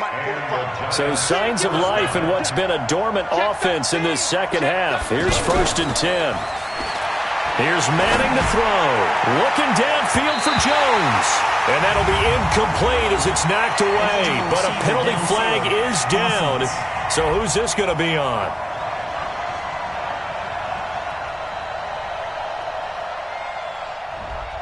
And those linemen, of course, can't be more than a yard downfield when a pass is thrown, and they might have been able to call that on a couple of guys there. Operating from the gun. Manning over the middle. He's got his tight end Ingram. Give him 10 yards on the pickup, and that'll make it 2nd down.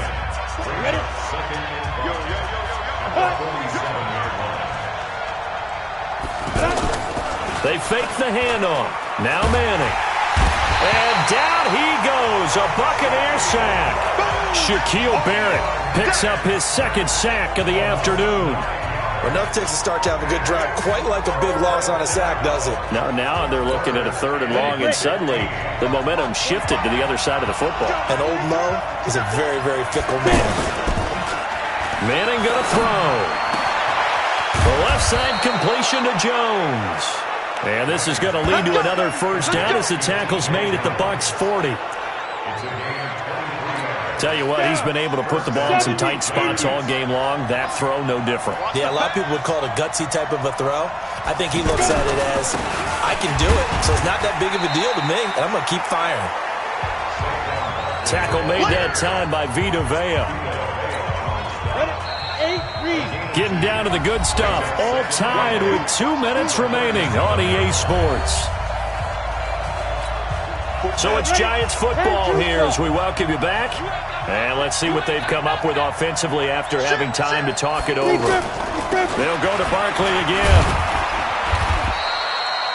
Levante David in on the tackle. I like it. I like the call. Still an opportunity to run the football and chew up a little more time off the clock. The Giants on 3rd down. 6 conversions and 9 tries. They've done a great job of picking these up. This time they face a 3rd and 2. And he's going to have the first down yardage as he's down at about the 30-yard line. 2 yards and able to get the first down in the process. We saw a number of good games earlier today. This one might top all of those. It's been a dandy as we come up on 1st and 10. And they'll work it inside the 15-yard line before it's all said and done. 17 yards and a Giant first down. Probably had 60,000 thinking pass right there, including us in the booth. Yeah, no doubt about it. That was a big call, big guts on that one. And guess what? That run, it'll pay dividends.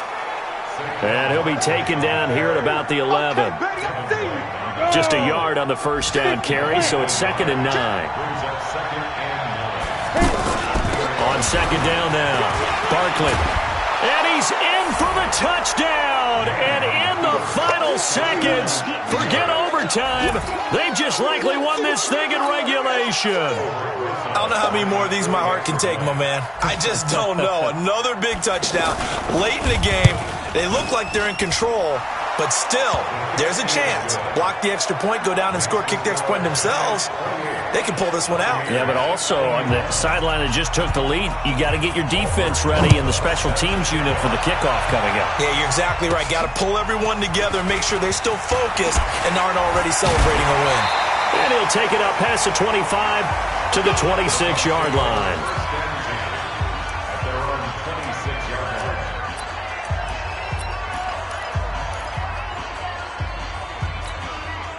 The Tampa offense ready to get their drive started. Critical condition here, obviously. Got to hope to get something quick right and then maybe take that shot deep. And once they do take the big shot, you've got to worry on defense. Of course, no one getting behind the defense and make it an easy throw.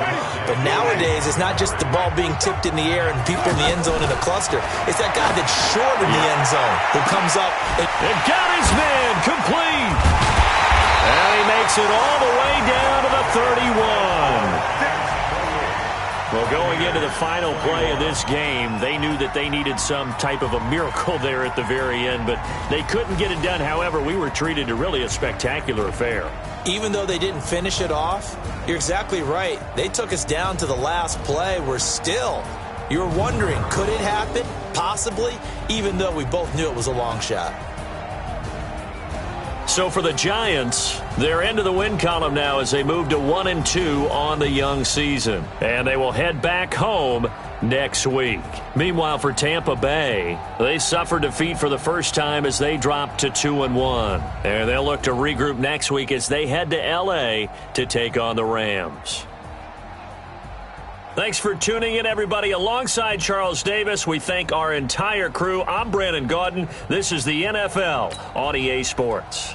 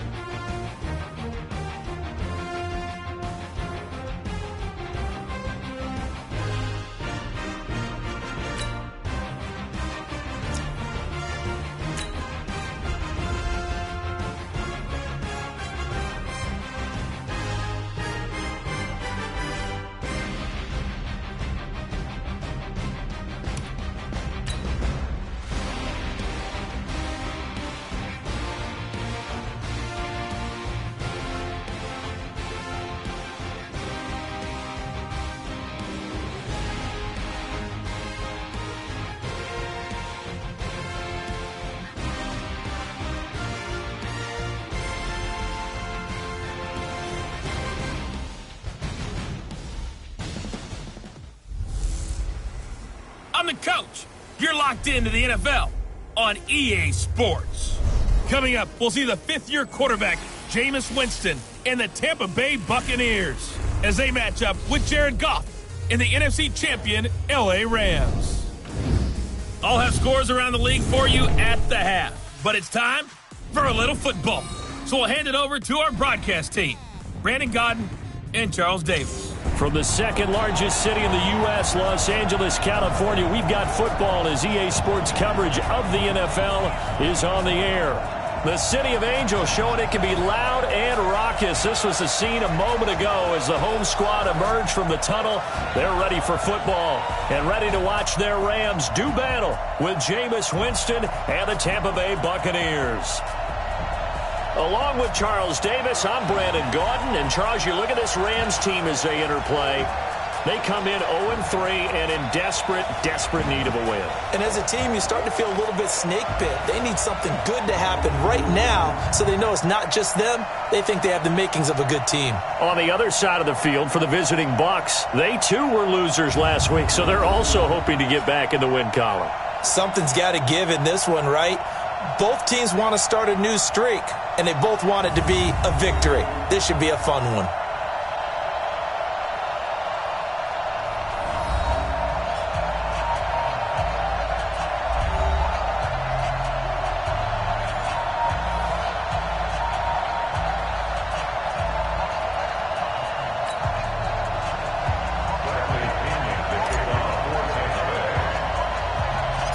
Fall is in the air, and the NFL season is in full swing, and we're underway here in Week 4. This will be taken short.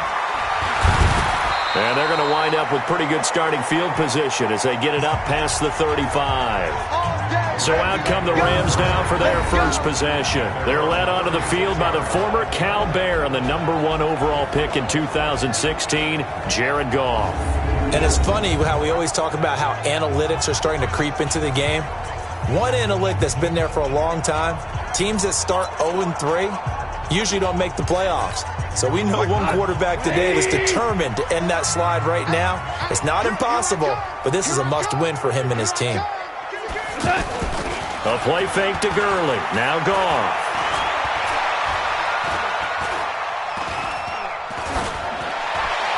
And incomplete to open things up. And the offensive starters here for Los Angeles.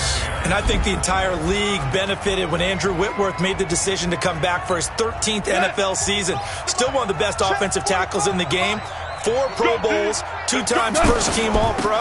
He's now 10th among active players in the NFL in games started. Second down, a little more productive than first. 7 yards on the gain. It gets him to 3rd and 3 now. So many questions about Todd Gurley in the offseason. How good is the knee? I mean, remember, he had a heavy workload the last couple years, nearly 4,000 yards from scrimmage, 40 total touchdowns, but just 4 carries in the NFC Championship game, 10 in the Super Bowl. So we'll see what kind of usage he gets this season. And he'll be taken down, but not before he gets into enemy territory. And the quick slant gets exactly 10, and by the nose of the football, they've got a first down. They've got good playmakers on the offensive side of the ball. I don't know what happened last week to really hurt their performance and hold down their production, but I would dare say that this week in practice, there's a lot of talk about how they're going to increase their proficiency. And that was a good start getting the playmakers involved. You mentioned that to me pregame. That's what they did there. Yeah, I think a lot of people think the coaching staff really gets on them, and that's how they motivate them. Most of these guys are self-motivated. They have a lot of pride in their performance. Now a run on first down is not going to get off the ground as they will get him behind the line of scrimmage for a loss of 3. It's a tough one right there. He ran right into the teeth of the blitz as the linebacker was freed up in order to stuff that one for a loss. I think quarterbacks got to see that. Got to find a way to audible into something a little more advantageous.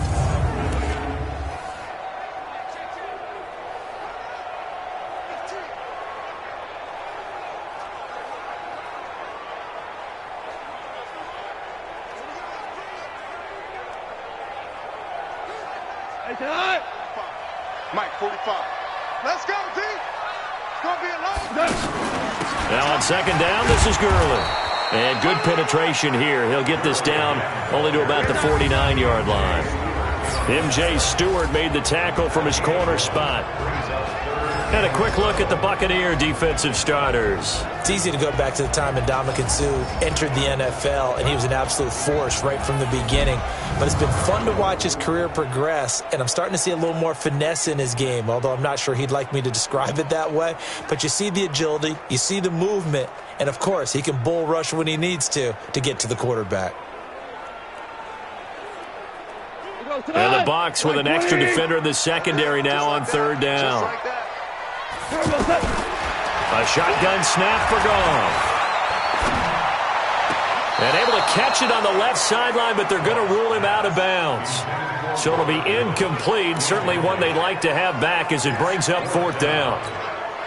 A third down, he tried to stay in bounds, did all he could. He caught it, but was led a little bit too far. Yeah, and that's always difficult, isn't it? Because you know half of your body is trying to stay behind while the other half is reaching out, trying to catch the football. The top half worked. It was the bottom half that was in question. Winston and the Bucs take over now, 1st and 10 at the 20. Now Winston dancing to his left. And he'll be out right at the 35.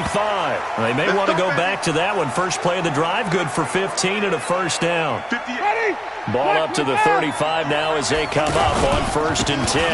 They'll run for the first time with Peyton Barber. And this defense not giving him anything there. Maybe a yard up to the 36. They tried a quick hitter inside, but that one was swallowed up because when they're hoping, those big defensive linemen will take the bait and move laterally and open up a crease that they can run through. Didn't happen on that play. It'll go as a loss of a yard, and it'll set up third down. On the ground, Ellington. And he can only manage to take this thing to the 38, well shy of the first down. Just a gain of 2 there, and it's going to bring up a fourth down. We often talk of situational football. Let's just call it team football. The defense did their job, got off the field, brought the punting situation, so they're turning the ball back over to their offense. You think those guys will get along very well right now? Of course they will. Defense helped the offense. Now it's their turn to take it downfield. That is how you flip field position. That's an absolute bomb of a punt. Downs it inside the 5-yard line. Absolutely ideal. From that position, you're hoping to get it down inside the 15, inside the 5. Superb. 6-man. Check girls. Check. A little jet sweep to start the drive. And that one covered beautifully. Their defenders stayed home, and they'll stop him behind the line. Well, to me, that's taking a big gamble defensively because that alignment you see, that's normally something you see down near the goal line. Because now, if they decide to go play action, something should be... And he can't get away. Gurley couldn't escape it, and that's going to be a safety. Well, we thought these two defenses, they might come to play. One has already come to play here, a safety for the opening points of the game. Brandon, let's file this play away because if it turns out to be a tight game, who knows? This could wind up being the difference. Free kick out of bounds. Kicking team. So they will accept the penalty and move forward. Let's go. Automatic first down. Ready. The offense now at the line, ready for their next drive. This is Ellington. And he'll be brought down somewhat awkwardly here, and a late flag as well. I think this one's going to be a face mask. So they elect to decline it. And why not? Just go ahead and let the play stand, and they'll take that. The Bucs offense set to begin their next possession. They got the lead. Last time had to punt it, though. What's the key to this drive?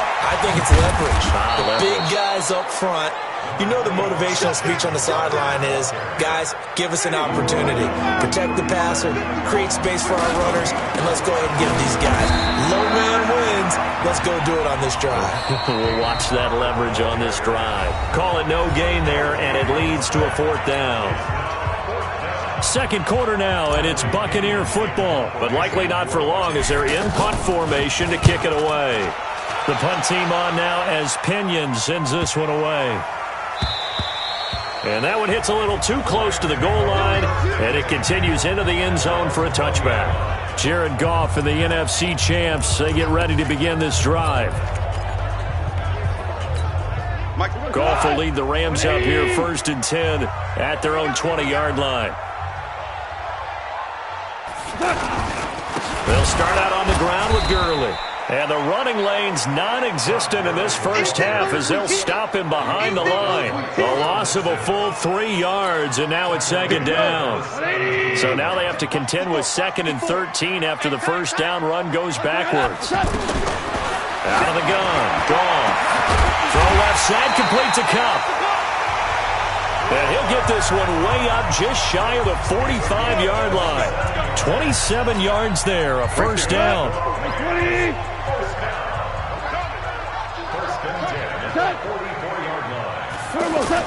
On first down, it's Gurley. And this one's going to go the wrong way, losing yardage back at the 42. That's going to go as a loss of 1 on first down.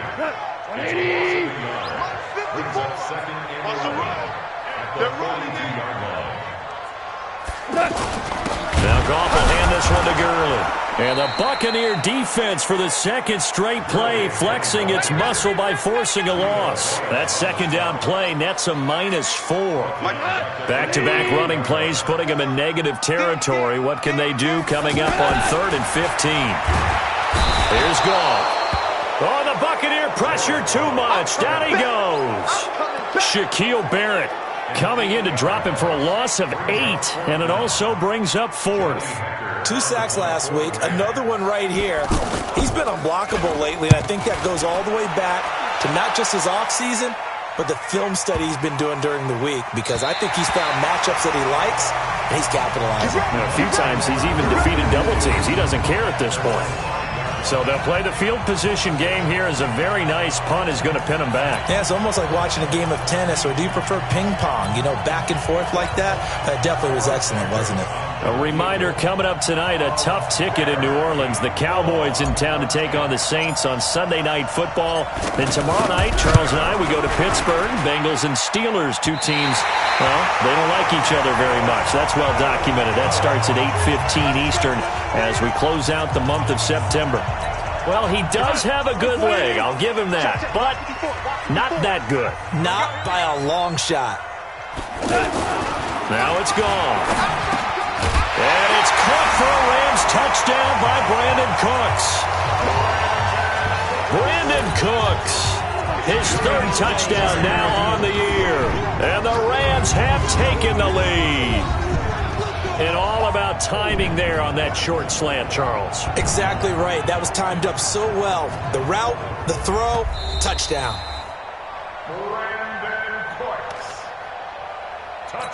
Now Greg Zuerlein on for the extra point.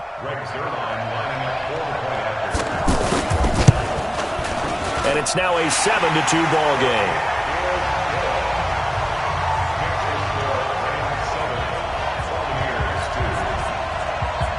Set now to kick this one away, and off it goes. This will be fielded at the 8. And they're going to have lousy starting field position as he's out of bounds at his 6-yard line. Here comes the Tampa Bay offense now heading back out onto the field. They're going to have to go at least 50, 60 yards here if they want to ensure that they don't have to punt the ball like they did last time. Yeah, so what you're saying is we're not playing to just get out of the shadow of your own goal line, right? You're playing to make sure the punter doesn't see the field again. So it's not picking up a couple of first downs. You want to pick up 5 or 6 first downs and make sure you move the ball into their territory. I guess I got to hand it to him. That was ambitious. Well, that's one way to put it. Breaking the huddle, 1st and goal as the return team has set him up with golden field position. Here's Goff. And it's complete. He's got it in the end zone. Touchdown, Rams. Robert Woods, his 3rd touchdown now on the year. And the Rams tack on to their advantage. On those slants, everything happens so quickly. What makes it work? The timing between the passer and the receiver. In this case, a slant route ordinarily is probably about 3 steps before you go on the slant. In this amount of time, I think it was a 2-step deal. Boom, put his foot in the ground and got inside for the pass. Got inside for the pass, got inside for the catch and the score.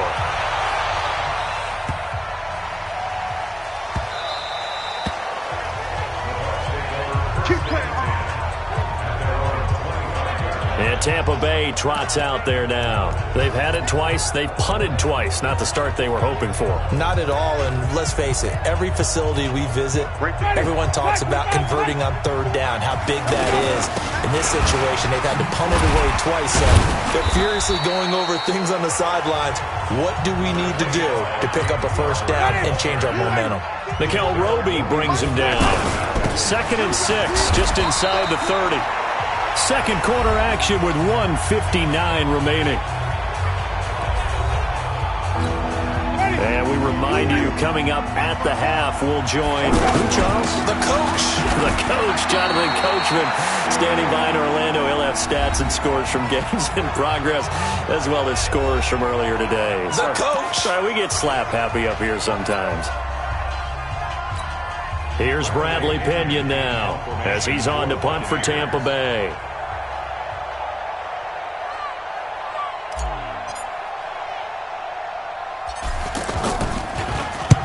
He's been a busy man here in this first half as he gets it away. And this will be blown dead right around the 25-yard line. And our attention shifts to Todd Gurley. It's the second quarter. His team has the lead, but I think he's hoping for a little bit more production out of himself. And we often talk about preaching patience to a runner when things are a little bumpy in the early going, but we have to do the same thing with the offensive line. They can't wait to halftime to make the adjustments. They have to do it. Under a heavy rush, and down he goes. Carl Nassib leading the surge there as he drops him for a loss of 6. Brandon, if I'm an offensive coordinator and I see an all-out rush like that, I file it away because I'm going to use their aggressiveness against them as this game goes on. I'm going to hit them with a screen soon. Another try after the first down sack. Goff. Oh, he's got a man wide open, complete. 20, 10, touchdown, L.A. Jared Goff with his 3rd touchdown pass of the afternoon. And the Rams tack on to their advantage. I heard a coach talk about those late-in-the-half scores, especially ones that give your team a pretty decent cushion. He said those could be the ones that can finish off a squad if you let them. Yeah, they've got the cushion. This half has been theirs. Zerline good with a PAT, and that will make this a 19-point game. The quick strike ability certainly intact there. 2 plays, 80 yards to score it. The kickoff unit is out on the field, and they will send this one away. This is taken at his 4. And it's a pretty good return here as he'll get it up to the 29-yard line. Let's go. And we shift to spotlighting Mike Evans. They've got to be thinking, how can we get him a little bit more involved here? Second quarter, you're down, and really, he's been out of the mix. I would agree with that, and oftentimes you hear, well, we're just taking what the defense is giving us, but sometimes that's just not good enough. Sometimes you have to take what you want, and that means getting him the football. Yeah, so far just a single catch in this game. That's caught by the big tight end, O.J. Howard. And he'll take this to the other side of midfield before going out of bounds. That one covers 24 yards. It's a first down. On 1st and 10, Winston. And this is caught. I think he got that with one hand. And they're able to work this to the 25 before it's all said and done. 2 chunk plays in a row. The last one was over 20 yards, and so is this one. Throwing, Winston. Flushed out right. And he's going to have to eat this one as down he goes. Bryce Hager gets him for a loss of 5. He is so tough to handle on the blitz, and that's Exhibit A.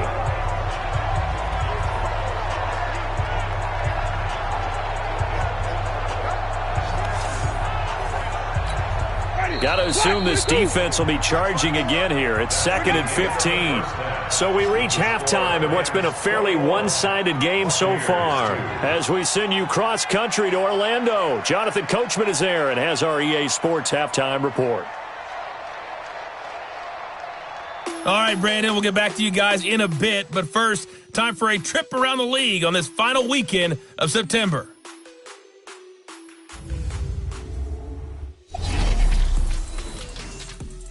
We'll get started over at Mercedes-Benz Stadium in downtown Atlanta, where it was definitely a game with some intrigue, as you can see by the scoreline. Devontae Freeman, 2 touchdown runs to lead the way.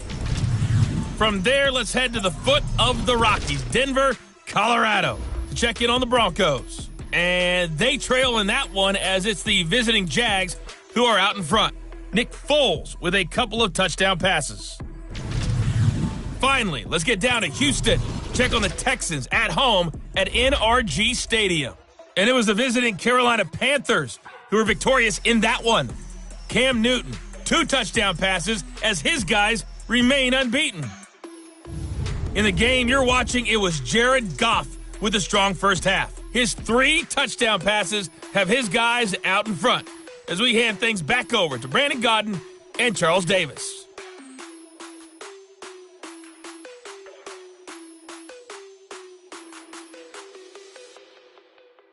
All right, Coach, thank you, and we welcome everyone back for quarter number 3. Both teams appear ready for the fight ahead, and we resume action here in quarter number 3. This one fielded at the 5. And a good return as he'll be stopped just shy of the 30-yard line. Out come the Buccaneers. They'll have it first to start in the 3rd quarter. They have the ball here for the inaugural drive of the 2nd half. Pretty big deficit, though. We'll see what adjustments were made in that locker room. He's got a man complete. And all the way down to the 24-yard line. Let's go. A big play that time for Tampa Bay. 47 yards. So the big play gets him all the way down to the outskirts of the red zone here for 1st and 10. From the shotgun, it's Winston. Oh, a battle for it here, and this will be caught. The Bucs passing game looking good on this drive. It's a 1st down. I don't know what they talked about at halftime. Whatever it was, it worked. They look like a different team here in the 3rd quarter. Yeah, I doubt that there are very many trash cans that got kicked. And he hauls it in for the Buccaneer touchdown. Brashad Perriman, his 2nd touchdown on the season. And the Bucs are able to cut in now to that deficit. Well, that's about as quick of a passing touchdown as you'll ever see right there. Everyone has a section in their playbook called the quick game. That was a super quick game. Out of the hands of the thrower, bam, right to the receiver, successfully for a touchdown. How in-depth is that quick game part of the playbook? It's pretty in-depth because people want the ball in the hands of the quarterback into the playmaker's hands downfield as fast as possible. There are a lot of plays, a lot of options involved with that.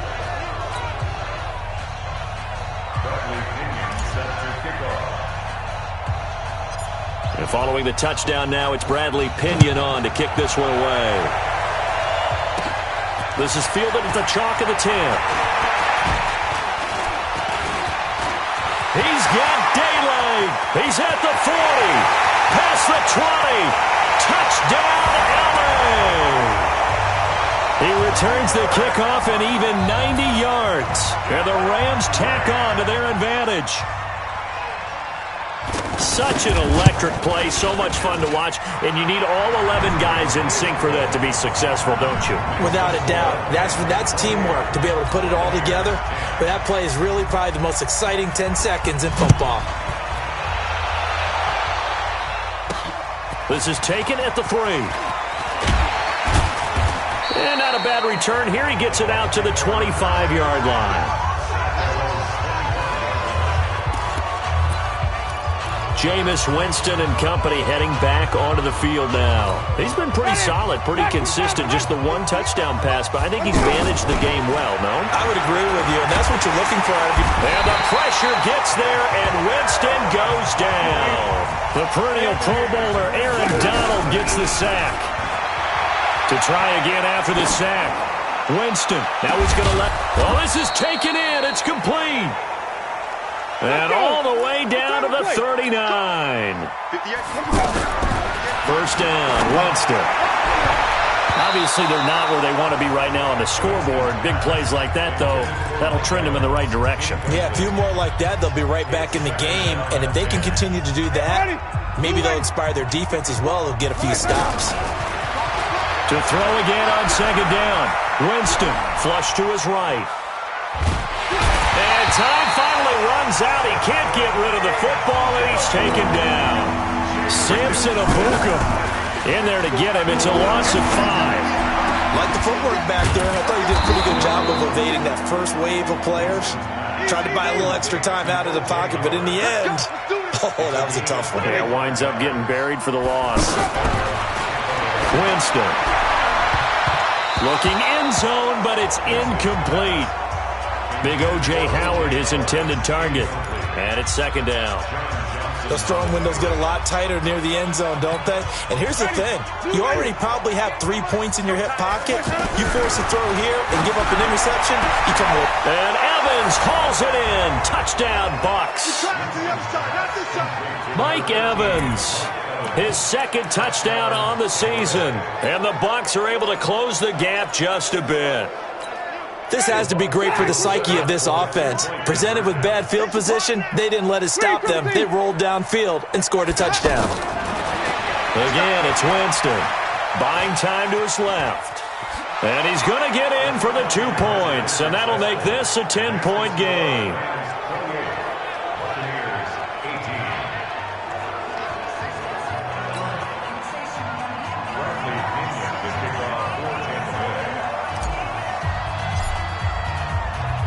Following the touchdown now, it's Bradley Pinion on to kick this one away. This is taken about 7 yards deep. And no run back here. This will be a touchback, and it comes out to the Los Angeles offense set to begin their next drive. They built a good first-half lead. Now they have a chance to add on to it. And what I'm thinking is that the offensive staff spent the entire halftime just working with them on here's what we think they're going to do to attack us in the second half. Nice first half that we've had, guys, but be prepared for some change-ups. We're going to see them when we kick it off in the second half. See how they handle any adjustments that might be made defensively. And not much to speak of. Call it a 1-yard gain up to the 26. Well, that's a good start to this drive on the defensive side of the ball. Force the incompletion on first down. Then you're able to shut down the running play on second. Yeah, I wouldn't be surprised now. A little bit of pressure going at the quarterback in an expected passing situation. Now a third down throw, but it misses the target. Incomplete. I think you put just a little bit too much heat on that one. When you throw it to the outside, you do have to be careful because you got to keep it away from the defender, but you also have to give your own guy a chance too. Ellington now to return it. Still on his feet. 51 yards on the punt there. And the Bucs will get ready to go on offense.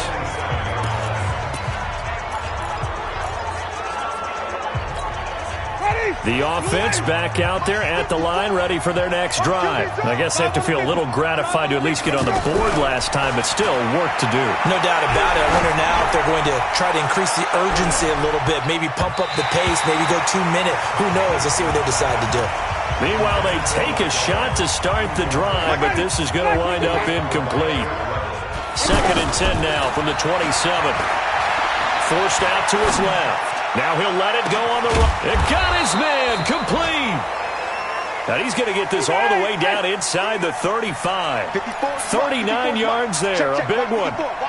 Well, we spent a lot of time exalting the offensive masterminds in this game, right? They draw up these beautiful plays. They look so perfect up on the board. But occasionally, sometimes you just say, throw it up and let him go get it.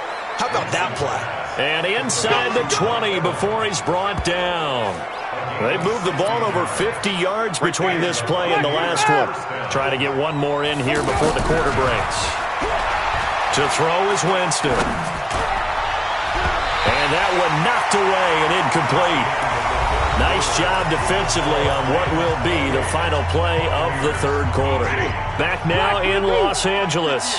It's Buccaneer football, but they've got work to do. They find themselves behind here to start the fourth quarter. That's going to be knocked away and incomplete.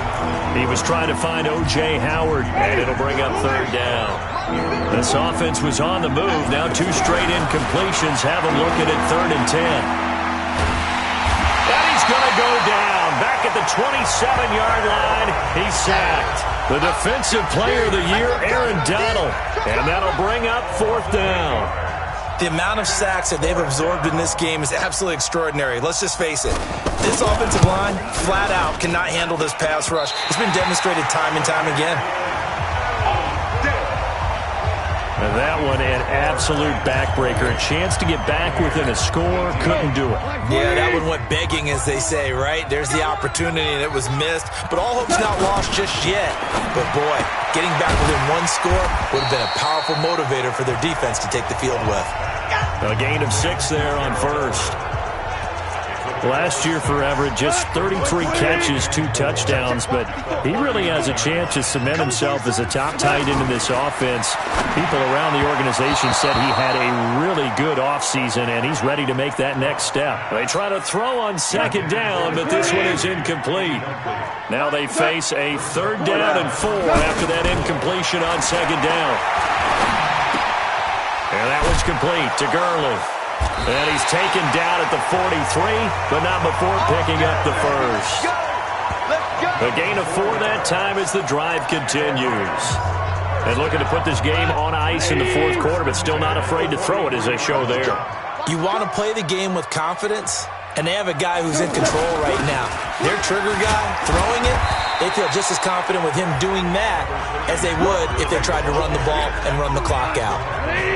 Tackle made by Justin Evans. Clock continuing to run. They'll probably wind this all the way before snapping it on 2nd down. Connection made here. Goff to Higbee. Now 3rd down is looming. A pickup of 2 on 1st down and just 1 yard there. Let's go, defense. Let's get out the field, defense. Throwing on 3rd. Goff. Throw right side is into the hands of his tight end, Everett. 2 yards is all they'll get on the completion. It's 4th down. Whether you're playing West Coast offense or not, one of the maxims of the West Coast offense is you're either throwing a touchdown or a check down. In other words, look for the big shot, but be smart. I think they did exactly that on that play. They didn't get the first down, but they're taking care of the ball well. Yeah, and being rightly cautious with that lead here in the 2nd half. So it's Buccaneer football as we welcome you back. They've got a 1st and 10 as they search for a late score. Now in desperation, he's got a man complete. The 20. Touchdown, Tampa Bay. Mike Evans, 83 yards, as they are now just an extra point away from making this a 3-point game. No, we're not cheering. No, we're not rooting, but I am excited about this, and I know you are too. We got a ball game again after that big-time strike. Big-time strike, and you are right. Don't go anywhere yet. This thing's not done. Here's Winston. The quick slant caught. And he is not going to get in here. So the decision to go for 2 does not pay off as they're unable to cut any further into their deficit.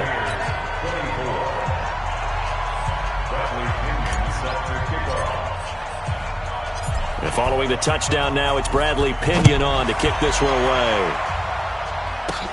This is taken near the 13. And they're going to start this drive in pretty good shape as they get it up past the 30. Getting set to go again here on offense, Jared Goff trots back onto the field. So, Charles, there are the numbers. What's happened here? Defensive adjustments that's caused him to sort of fall off a bit? I think so. That has to happen. You've got to make some changes because in the first half, they were pretty effective. But the second part is sometimes when you're doing really well, you get off your game a little bit. You get off the gas a little. You're like, okay, we've got this thing. And that's not necessarily the case. Maybe right now, someone just needs to tell a joke in the huddle, loosen things up, and get their big guy going again.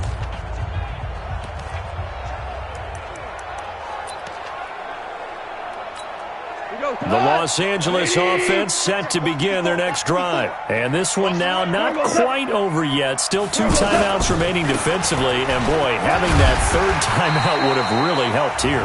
Another example of why coaches really stress saving your timeouts for when you absolutely have to have them. They go over this all the time. Here's one of those situations. Wow, a personal foul at this stage in the fourth.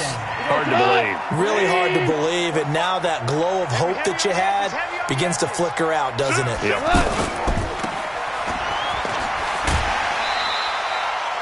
That's a gain of 4 here in the fourth quarter, with them leading by 4 on the scoreboard.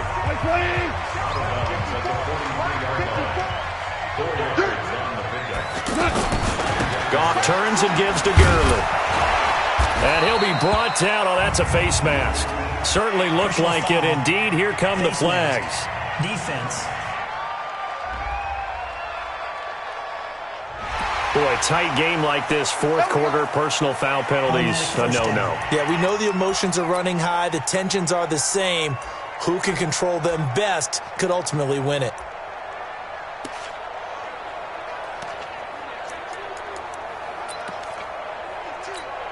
After the penalty, a fresh set of downs. It's 1st and 10. Following the penalty, it's Gurley. And this has been a familiar sight all afternoon as they stop him behind the line. Defense.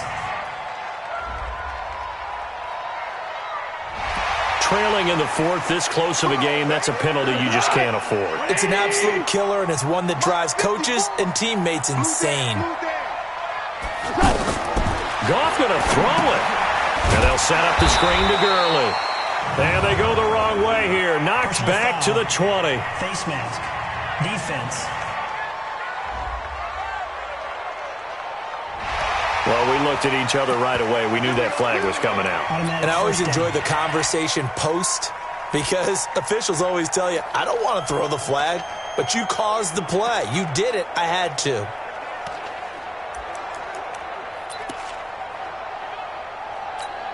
So the yellow flag came out, and that leads to a new set of downs for this offense. 1st and 10. Goff. Looking middle, and it's incomplete. That time trying to find Gerald Everett, but it's going to be 2nd down. After the incomplete pass, here now is 2nd and 10. Now it's gone. That's complete right around the 8. And he'll get into the end zone. Touchdown, Rams.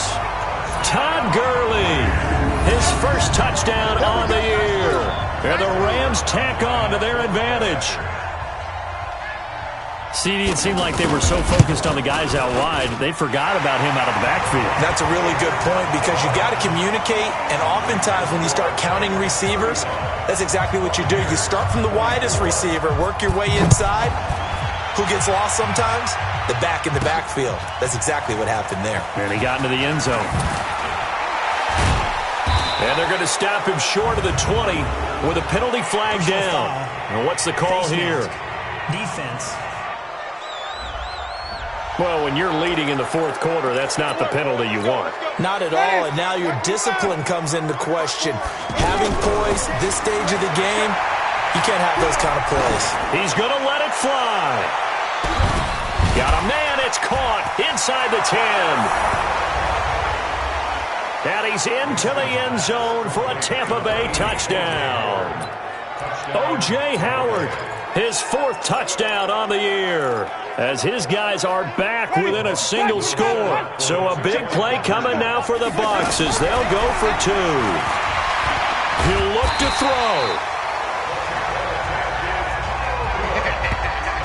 Protection was great. He had time to set up a campsite. But in the secondary, though, they were ready. And I think that in most places on the field, if you have that much time to throw the ball, someone's going to shake free and you'll find an open receiver. But condensed near the goal line on a 2-point conversion, all that exit, there's not any extra field. So it kind of closes in on them, and that allows you to cover a little bit better. Here we go, let's bring it. Let's go, let's bring it. No gain on the dump-off. It's second down. Well, that was a simple throw and catch, but even with that completion, 0 yards gained, so they're behind schedule on down and distance. I think they were hoping to get it to him. He could make a man or two miss, but that window closed quickly. A second down pass play there, but it's incomplete. Gerald Everett is tight end, the intended receiver, and it's third down. The Rams on third down. They've converted just 2 for 6 thus far. This is 3rd and 10. Oh, nice move. It's a pickup of 13, and with that 13 yards, this ball game just about over. From the 34 now, here's 1st and 10.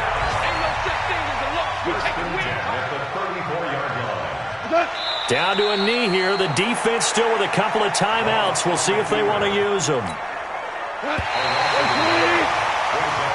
So the L.A. Rams with a victory here. And you look back over the score sheet, interesting. A very clean game, no turnovers by either side. An absolute rarity when we watch games now because defenses have put such an emphasis on taking the ball away. Well, what we saw here was offenses spending their time saying, look, you know they're coming for it. Ball security is paramount. So they worked on that not just a week of practice, but I'm sure all during training camp. Make sure when you have it, tuck it away because danger lurks everywhere you turn. So for L.A., it took a few weeks, but they finally get their first one of the season here in Week 4. And they will hit the road next week to take on the Seattle Seahawks. Meanwhile, for the Buccaneers, they'll fall back to 500 at 2-2. And they'll try to turn things around next week as they have a matchup in New Orleans against the Saints. So for our entire crew, alongside Charles Davis, I'm Brandon Gaudin. Thanks for watching, everybody. We'll see you next time.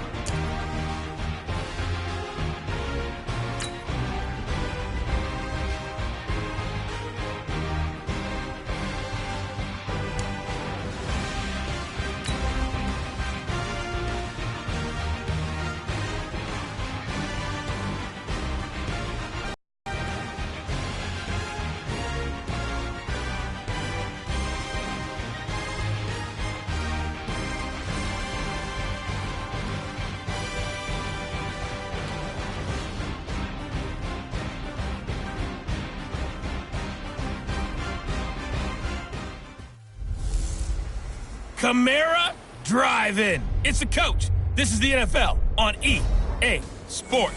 Coming up, 2017 Offensive Rookie of the Year, Alvin Kamara, fresh off a big performance a week ago, as it'll be the Tampa Bay Buccaneers taking on the New Orleans Saints. I'll be back with you again with scores around the league at halftime. But kickoff right around the corner. And standing by to call the action, here are Brandon Gaudin and Charles Davis. Okay, Coach, it is always a celebration here in New Orleans, and we are just outside of the French Quarter at the Mercedes-Benz Superdome. The setting in this dome just serves to amplify the excitement of the folks in New Orleans as their Saints burst from the tunnel a moment ago. They're set, and we're set as well as the Saints get ready to do battle with Jameis Winston and the Tampa Bay Buccaneers. Along with Charles Davis, I'm Brandon Gaudin. And, Charles, you look at this Saints team as they interplay. They were winners last time out, so they'll be looking, Charles, to make it 2 in a row. And what I enjoyed when I watched their game tape and their victory last week is they put it together in every phase. Good offense, good defense, and some key plays on special teams. Let's see if they can get that second win in a row. On the other side of the field for the visiting Bucs, we're in October now, so everybody should be coming into form, shouldn't they? They really should, and what you have now is a full routine established about what you want to get done and full focus on the season.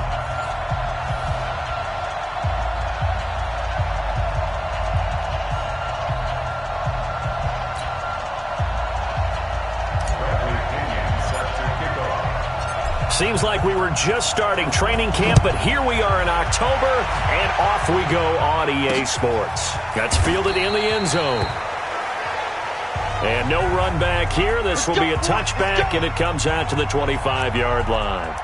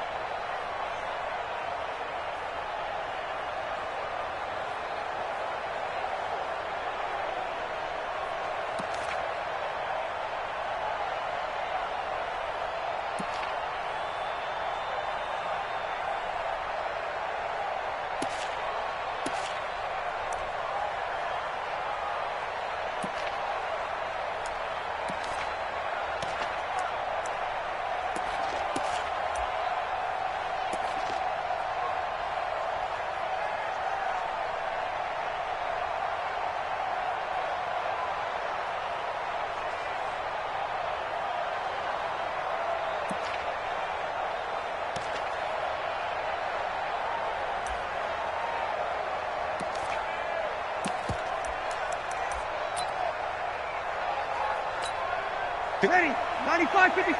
Check, walk 54, walk 54. That's right, baby, they don't want it. Ready, check. Now a play fake here on first down. Blitz coming, and down he goes. Carl Nassib leading the surge there as he drops him for a loss of 6.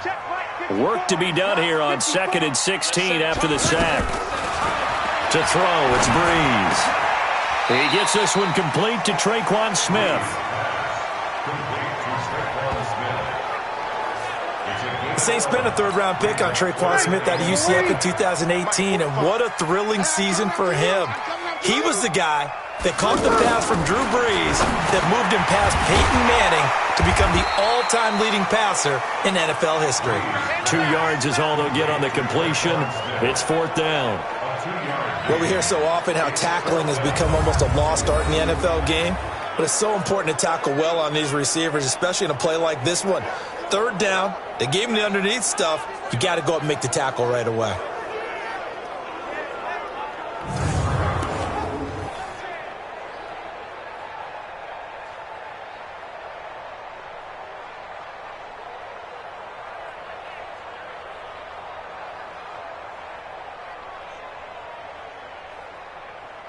Here's Thomas Morstead on now to punt it away on 4th down.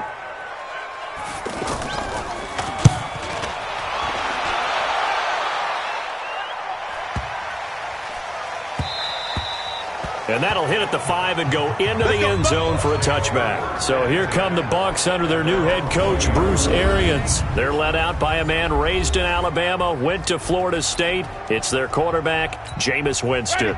I loved our discussion this week. You know, we had our weekly phone call to talk about our game coming up, and we had to reflect on the fact that he won the NFC Offensive Player of the Week award last week, yet his team lost. You don't see that very often. No, I know a lot of people dislike that, but when you look at the numbers across the conference from last week, he was clearly the best. So I say the award goes to him, and it did. Yeah, I agree with you totally. He was so good, they just couldn't ignore him. 7 yards there and a 1st down. So they were able to put the pen to the paper this week, get this deal done, contract extension. And I'm sure that the coach's front office happy. He's got to be happy too, though. He's got to be relieved. He doesn't have to worry about moving now. Doesn't have to worry about not having a team. He's back with a team he's comfortable with and where he feels he belongs. Yeah, I think he feels pretty good about this whole deal. But we just saw a great example of what we talked about with his coach prior to the game. He's definitely one of the better linebackers at reading a play and flowing to make the stop before it turns into something big. And as is to be expected, this is nowhere near being good from that distance. And this will remain a scoreless game. Mr. Davis, you're a football lifer, my friend. You've called games at the highest level. You know head coaches inside and out. Please explain that one to me. Speechless.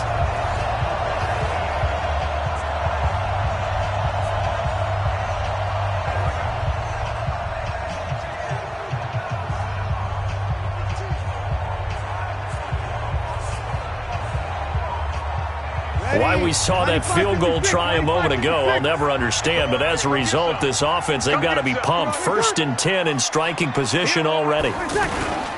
This is Alvin Kamara, who made the Pro Bowl in each of his first 2 NFL seasons. 5 yards on the carry. Good pickup on 1st down. Let's get a quick look at the Saints offense. The steal in the 2017 NFL Draft had to be running back Alvin Kamara out of Tennessee, who ended up being that year's NFL Offensive Rookie of the Year. Split time with Mark Ingram his first 2 years in the league. With Mark Ingram now in Baltimore, it's his show. And through his first 2 years, almost equal yardage, rushing and receiving. Expect his rushing numbers to take a big leap in 2019.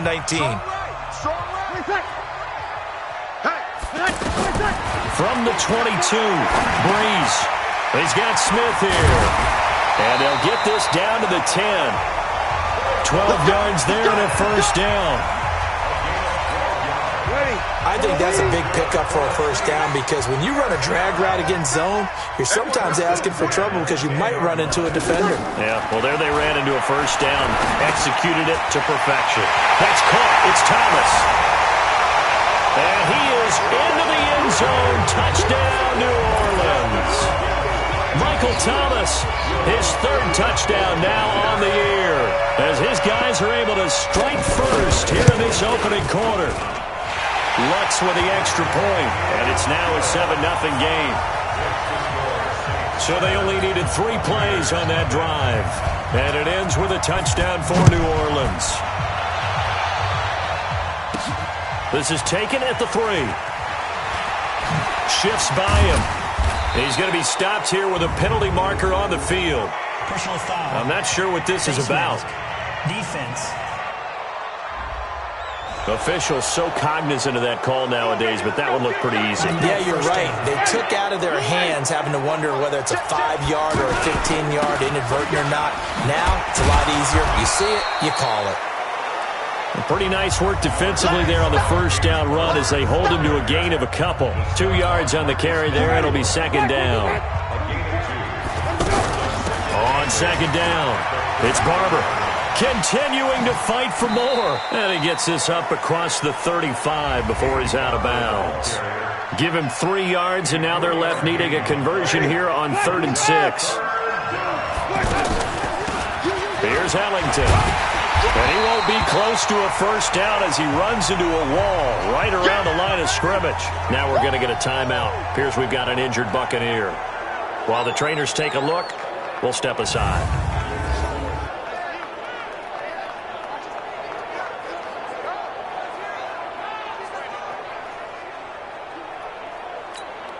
So on now is the Clemson man, Bradley Pinion, to punt this one away. Back deep for the Saints is Ted Ginn. He punted 3 times in the loss last week as he sends this one away. It's just a 30-yard punt that time, no return. And the Saints will take over with a first down and 10. Time for our first check of the NFL scoreboard. An early lead in that game for the Falcons. We'll keep you updated on that one as it progresses.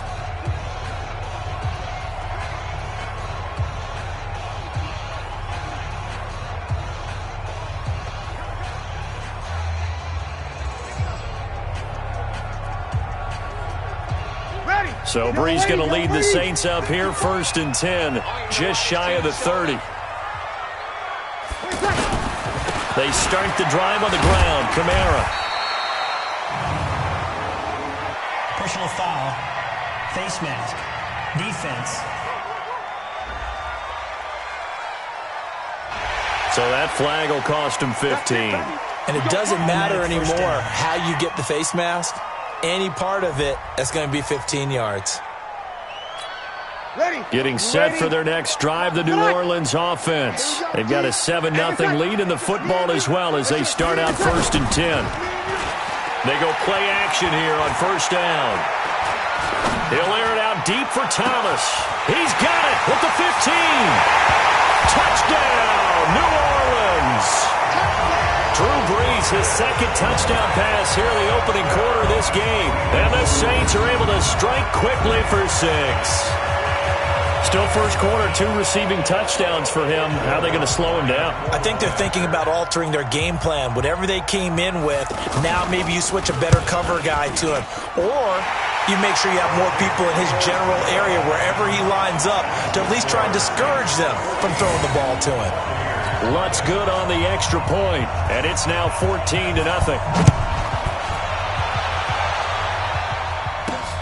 This is fielded a couple yards deep.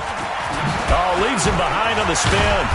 And he's up past the 20 to the 22-yard line. Let's go. Now the Buccaneers offensive unit back out on the field. Already down 2 touchdowns here in the first half. This becomes a pretty important drive, doesn't it? It certainly does, and a lot of the teams script plays. We know that, right? They have a script to start the ball game, and typically those scripts go between 12 and 24, 25 plays. Down 2 touchdowns early, probably not very deep into their script. I think that they'll stay with it. I don't think they'll abandon it just yet and try and generate some offense on this drive. Anything. At least 3 points, get that 0 off the board.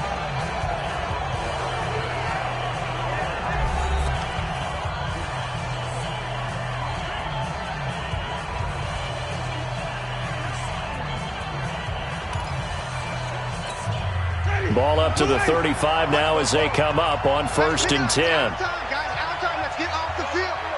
Let's get off the field. From the gun, Winston. He's got his tight end over the middle, O.J. Howard. And he'll have it past midfield almost to the 40 before being taken down. 23 yards on the play.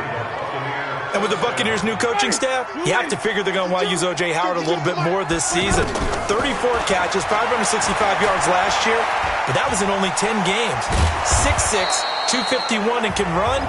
Find a way to get him the ball as they just did there. He'll get 8 on the scramble there. It'll be second and a couple. To throw again on second down. Winston escaping the pressure right. And he'll go down at the 28. 6 yards the pickup, and that's a first down. Offensively, they liked their situation, so they tried to take a shot downfield, but no one was open. So it was tuck it in run time, and he picks up a first down. Oh, and now he bowls him over. And he was able to shed the tackle, but the reserves come in for the stop. Demario Davis, who is the Saints' leading tackler in his first year in New Orleans, in on the stop. From the 25 on second down, Winston. And they'll bring him down at the 18-yard line. 7 yards there and a first down. First time into the red zone for the Buccaneers. They have a 1st and 10 at the 18. And boy, this defense again really making things tough on him as they stop him for no gain. Now Ellington. And he'll get this one down to about the 17. Doubling this guy has to be a priority before moving up to the next level because the big fella, he just ate that one alive, just stuffed it. In fact, before the game, he was talking to us, and he's like, hey, these pants make me look fat. And we said, nah, man, you're just a whole lot of guy. He is at well over 300 pounds. He's a big man. 2 minutes to play, first half. It's 14-0. A reminder, once we hit halftime, as we do all season, we'll send it down to Jonathan Cope. Now the holder's going to keep it. He's going to try to run for it. They're not going to get it. They try to move the chains with a surprise, but it's a turnover on downs. Well, clearly that was a design play. I just don't know that it was the right design. Hey, you're older to have him pick it up and kind of be the power guy trying to run through the middle. Everything has to go right for that to work. You mean you weren't relying on just great blocking to get him through? You kind of think maybe he can help make his own way if he's an actual running back instead of the holder? Yeah, I thought the same thing. This drive starting off on the right foot, 18 yards. One play has him to the 37 here for 1st and 10. Shotgun now for Breeze. Now he'll dump it underneath to his running back. Complete. 20, 10, touchdown, New Orleans. Drew Brees does it again. 3 first-half touchdown passes for him now. And the Saints able to stretch that lead out further. Well, he's used to running it that distance. Here he had to catch it, too, before making the run. Heck of a play for the score. There's not many things better for an offense than a back who's a complete guy who can run it and catch it. And we just saw him complete a big-time play for a touchdown. Lutz with the extra point. And it's now 21-0. The long touchdown pass gets him 6 on a very, very tidy 2-play drive that time. Morstead out now following the touchdown to kick. That'll be taken in the end zone. They'll bring it back to just about the 25, call it the 24-yard line. Heading back out there, a look at Peyton Barber. They haven't been able to get him on track. They haven't been able to get this offense on track. No points so far. Maybe it's time to start doing a few different things. Throwing the ball a little bit, maybe featuring other people touching it for a while, and then you've got a chance to come back to it when things have changed a little bit.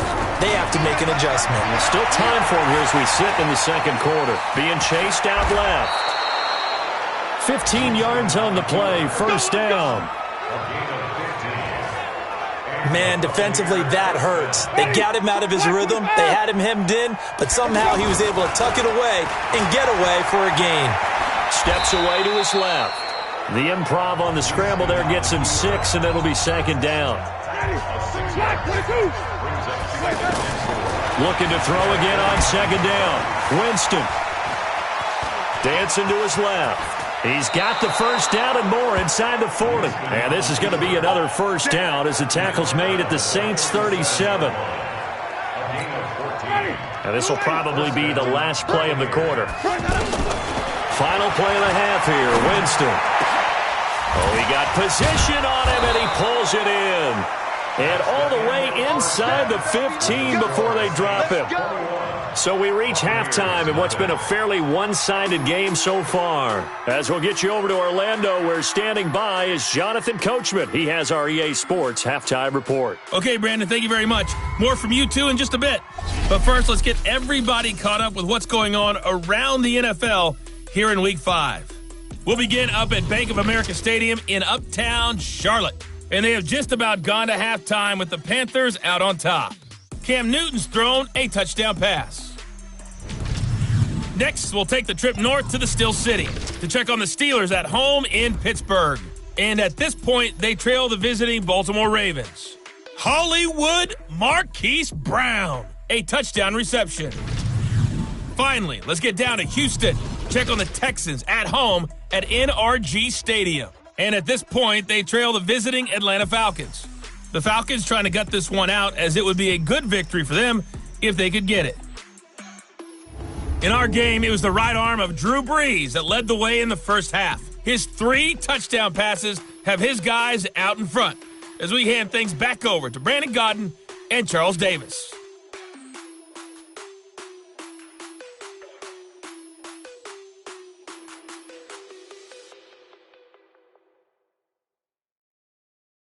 All right, Coach, thank you, and we welcome everyone back for quarter number 3. Both teams appear ready for the fight ahead, and we resume action here in quarter number 3. This fielded at the 2. And he'll bring it a few past the 20 to the 23-yard line. A reminder about Sunday Night Football later tonight. It's a rematch from the divisional round last year. Colts and Chiefs from Arrowhead. Then tomorrow on Monday night, the Browns and 49ers from Levi's Stadium, with the Browns already playing their 3rd primetime game in the season's first 5 weeks.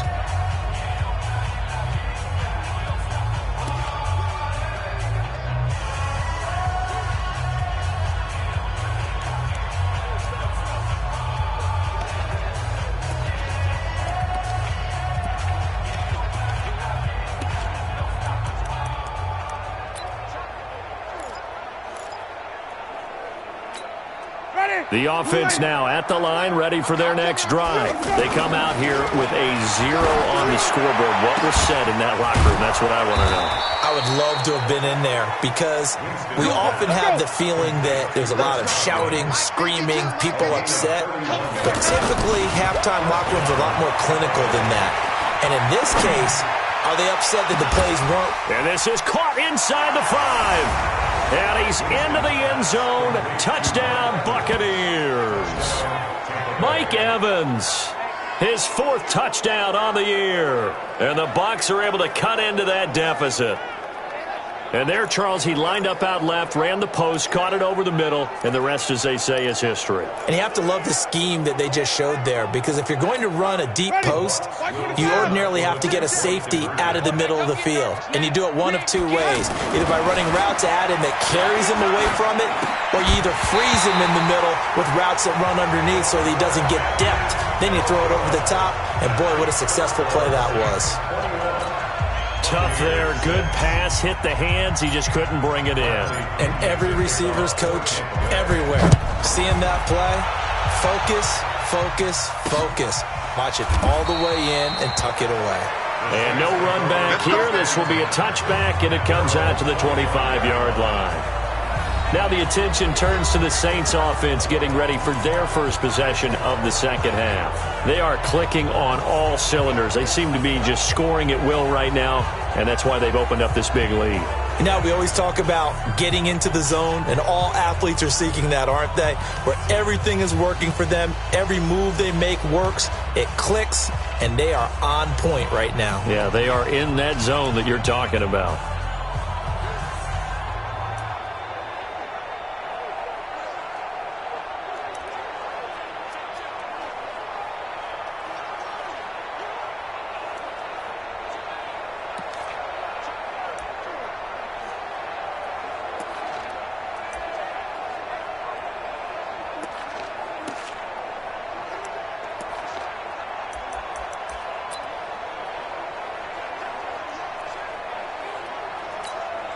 The Saints offense on the field, ready to get their drive started. They've really distanced themselves. They have put the pedal to the metal, I guess, so to speak. So definitely have to. And the ball is knocked out, and it's picked up by the Buccaneers.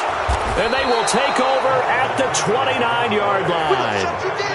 Well, he did what he's known for. He made the catch, then he turned into a runner, took the contact, and coughed it up. And all I remember as a player, when they catch the ball, when those acrobatic guys catch it, you have to make them pay sometimes. You have to put it on them, big tackle, knock the ball free. Anything you can do to slow them down. And he doesn't quite make it, taking it within an eyelash. Dropped at the 1. And he will fight his way into the end zone for a touchdown. Peyton Barber, his third touchdown now on the year, as they're now just an extra point away from getting back within one score. Well, we got a little bit of everything on that run. Offensive line creating some space, but how about the guy running behind his pads into the end zone? What does that mean when a guy says running behind his pad? Means that he's going to be a physical runner. That way he's able to use his shoulder pads, his forearms, anything to ward off people to power his way forward. And now Coach Bruce Arians has made the call. His guys will go for 2.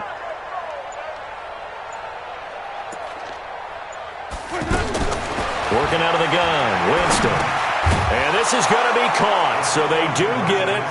And at 2 points, now they're back down to a 1-score deficit. And that almost makes it a brand-new ballgame. Now it's a 1-score affair after they get the 2. And you have to know they were holding their breath on the 2-point play because they had to have it to get it within the range that you just talked about.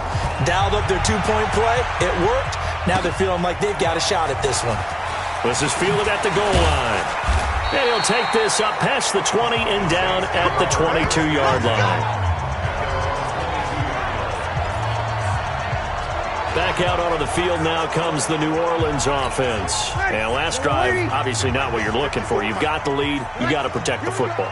So in other words, someone got lucky because they've been moving the ball really well and wearing them down. In this case, though, giving up the football doesn't make them very happy. They can't wait to get back out there and atone for it. Yeah, try to atone for it here on this drive. Throwing to start the drive, but that one incomplete. So after the incompletion, 2nd and 10 from the 22. Breeze leaves this one with Kamara. Levante David, the Bucs' leading tackler, 6 of the last 7 years in there to make the stop.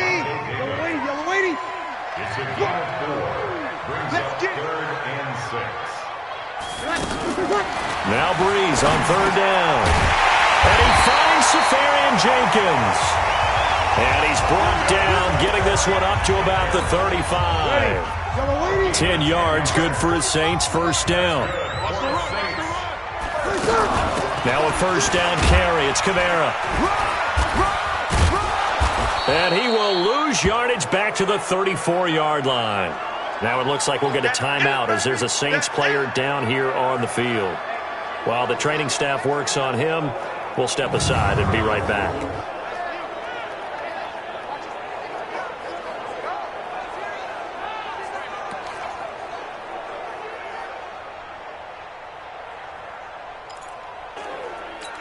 Ready!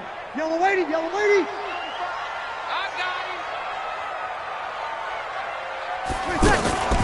The first carry here for Jaquiz Rodgers. And they see right through that defensively as he'll be hit and taken down to the backfield. Anytime you call an inside running play, you just know there should be a lot of congestion there. You're counting on your offensive line to take control of the line of scrimmage. That didn't happen in this case, and that play got bottled up. And Thomas has it. And he'll go down to the ground at the 39, and obviously that's well short of the first. Brandon, perfect defense in this situation would have meant that there was an incompletion that would have picked it off. Okay, so they gave up the completion. But I really enjoyed watching how the defense stayed in sync, stayed in great communication, and as he dragged across each zone, you see him pointing, communicating. There he is, and they passed him off to each defender. Ended up making a nice play, even though it was complete. Here comes the Tampa Bay offense now heading back out onto the field.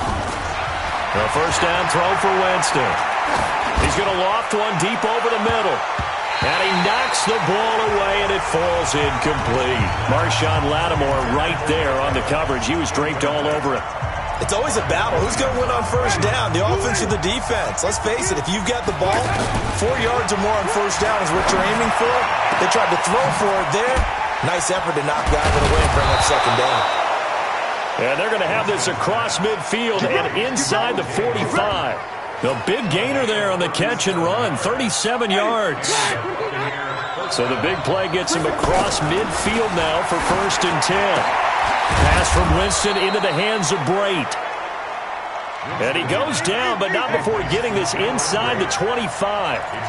Chewing up big yardage. Another nice gain there. This one goes for 20.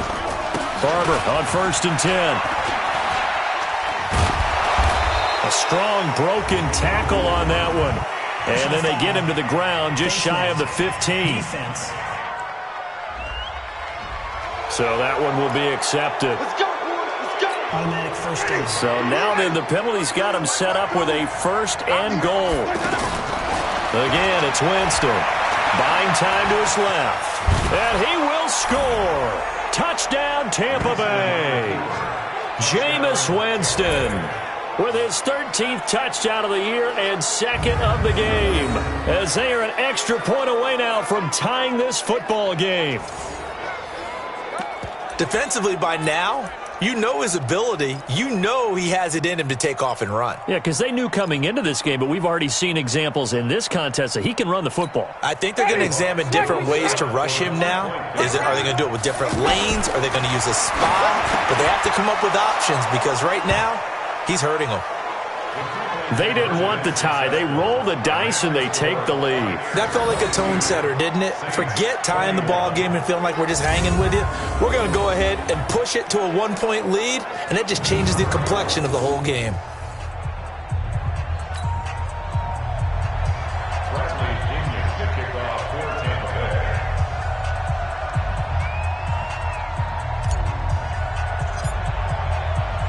And following the touchdown now, it's Bradley Pinion on to kick this one away. This is taken just shy of the 10 here. And he'll be brought down at the 23, make it the 24-yard line. Out onto the field comes New Orleans. They're looking to turn things around here. They've been shut down in this third quarter, and that was after a good first half offensively. And you wonder where it all goes, and it feels like it goes away fast because it takes some time to build up good momentum, great play calling, excellent execution, and then in the blink of an eye, you're losing the game. How do you get back there again? I'm sure they've talked about it, and they've got a plan. Now can they put it into practice? The lead gone, now the search to find it again. So one play, and they're already just shy of midfield. They'll run out of the gun with Kamara. And he'll be brought down on what's going to turn out to be the final play of this third quarter. Back now here live in New Orleans. And we've got a dandy here. A 1-point game as we begin the fourth.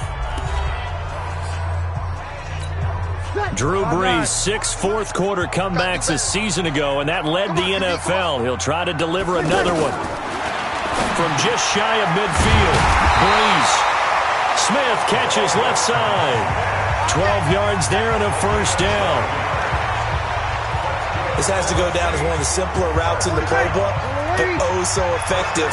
Nice completion there. Keeps the sticks moving. On 1st and 10, here's Brees. Now he'll dump it underneath to his running back, complete. And he gets this one inside the 15, just a yard or two shy of the 10. The catch and run, good for 24 yards. So signs of life in what's been a dormant offense in this second half. Here's 1st and 10. They'll run. This is Kamara. And he'll be dropped at about the 11 after only a yard. If you're going to run against this unit, especially down here, just beware. I mean, they're the top rushing defense in the league. Yeah, and then they go ahead and they double down with the whole thing because you think, okay, let's throw the ball. Oh, yeah, that's right. They defend the pass pretty well, too. Very difficult task right now. Now, a second down throw for the end zone, but it's incomplete. He had no options downfield there and just chucked it out of bounds. There was no one open. He was in the pocket.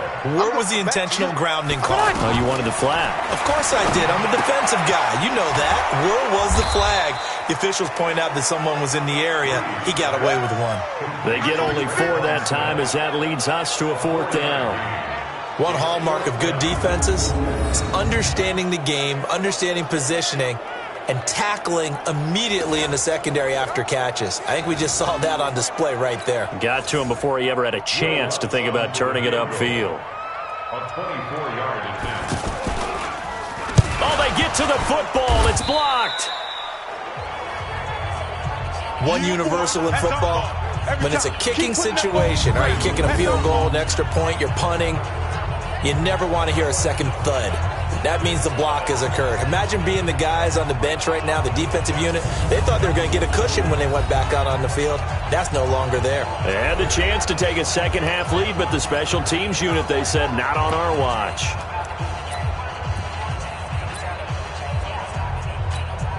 So now a chance for points in the opposite direction after the blocked field goal. They'll start on the ground with Barber. And the reinforcements come in as they're going to stop him behind the line. It's a loss of a yard there, and now 2nd down. They'll stay on the ground with Barber. And he'll take this one up to about the 13. Trey Hendrickson, the one who gets him on the ground. One of the bigger plays in the game thus far. The crowd getting into it as we come up on a big 3rd down. Forced out to his left. Complete. He finds Bray. The Buccaneer first, Winston to Bray. Not totally home free yet, but it's looking good as they come up 1st and 10. Brushing off defenders. Less than 2 minutes to play. Down to the wire we go in a 1-point game.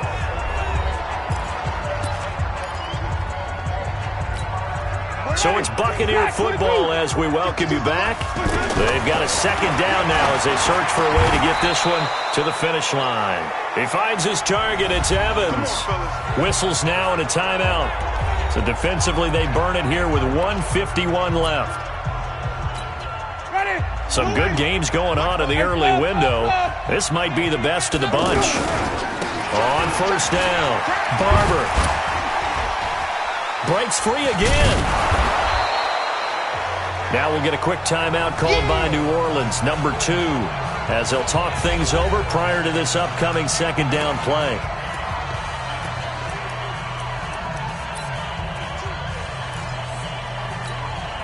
The 1st down run got 5. Here's 2nd and 5. Winston rolling to his left. Breaks the tackle. He's got room to run. 19 yards to pick up there. Move the chains. How many times have we seen this late in the 4th quarter? Because you know the pass rush is getting after him, and they get upfield, get that great push, and what do they create? Space, and he takes off. So here's a 1st and 10 at the 38. They'll run here with Barber. And he's taken down inside the 30. Personal foul. Face mask. Defense. Charles, I know it's hard when live bullets are flying, but you cannot keep your hand up around the face mask area. It is absolutely inexcusable nowadays. We talk about target areas all the time. You have to aim lower so that your hand doesn't get involved in the face mask. And they corral him just a couple yards shy of the end zone. Defense. Got the hand caught up in the grill of the face mask. 15-yard penalty. So tough for a defender. You're trying so hard to make a play, and the way that these offensive guys can move around, sometimes your hand gets into the wrong place.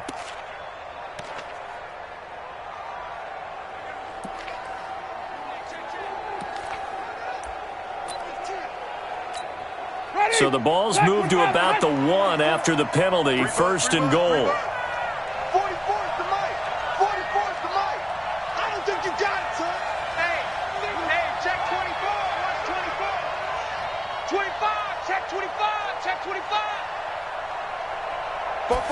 Winston keeps it himself, and he will fight his way into the end zone for a touchdown.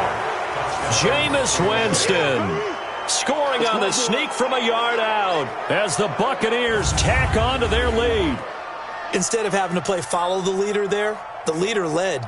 I like that. And he likes that, doesn't he? First and goal, let me do the job. Because you know when he falls into the end zone after falling behind those big guys who pushed up front, that's a pretty good celebration, isn't it? Gives him a little street cred in the locker room, too, doesn't it? Street cred, and then when they go out to dinner afterwards, he's still picking up the check. He's got it. And they will not go quietly as we are back to a two-score game. So they try to make it a two-score game with a conversion. It pays off. And they've looked at the situation, figured it out well. A two-score game in this situation, they've got to feel much better about where they are.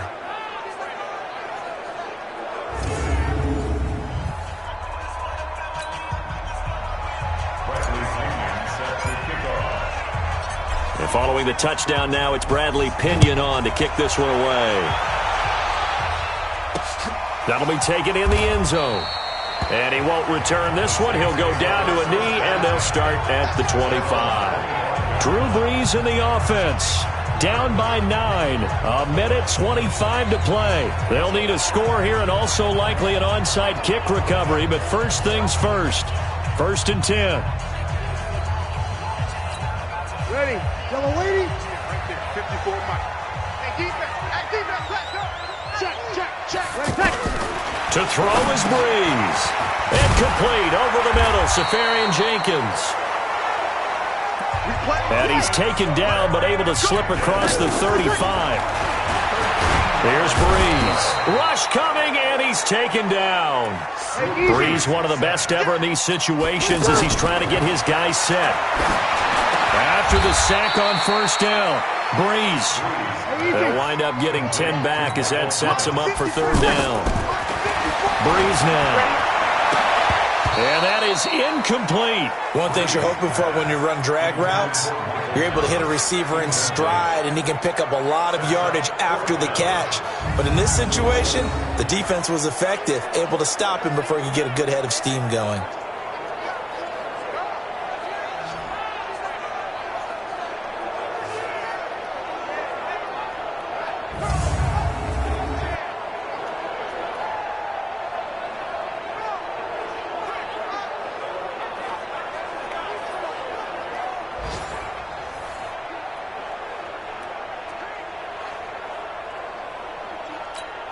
And they're indeed going to go for it here on 4th down. So trailing here in the last quarter. Let's see how this plays out. They'll go for it. It's Brees. And Ginn's got it.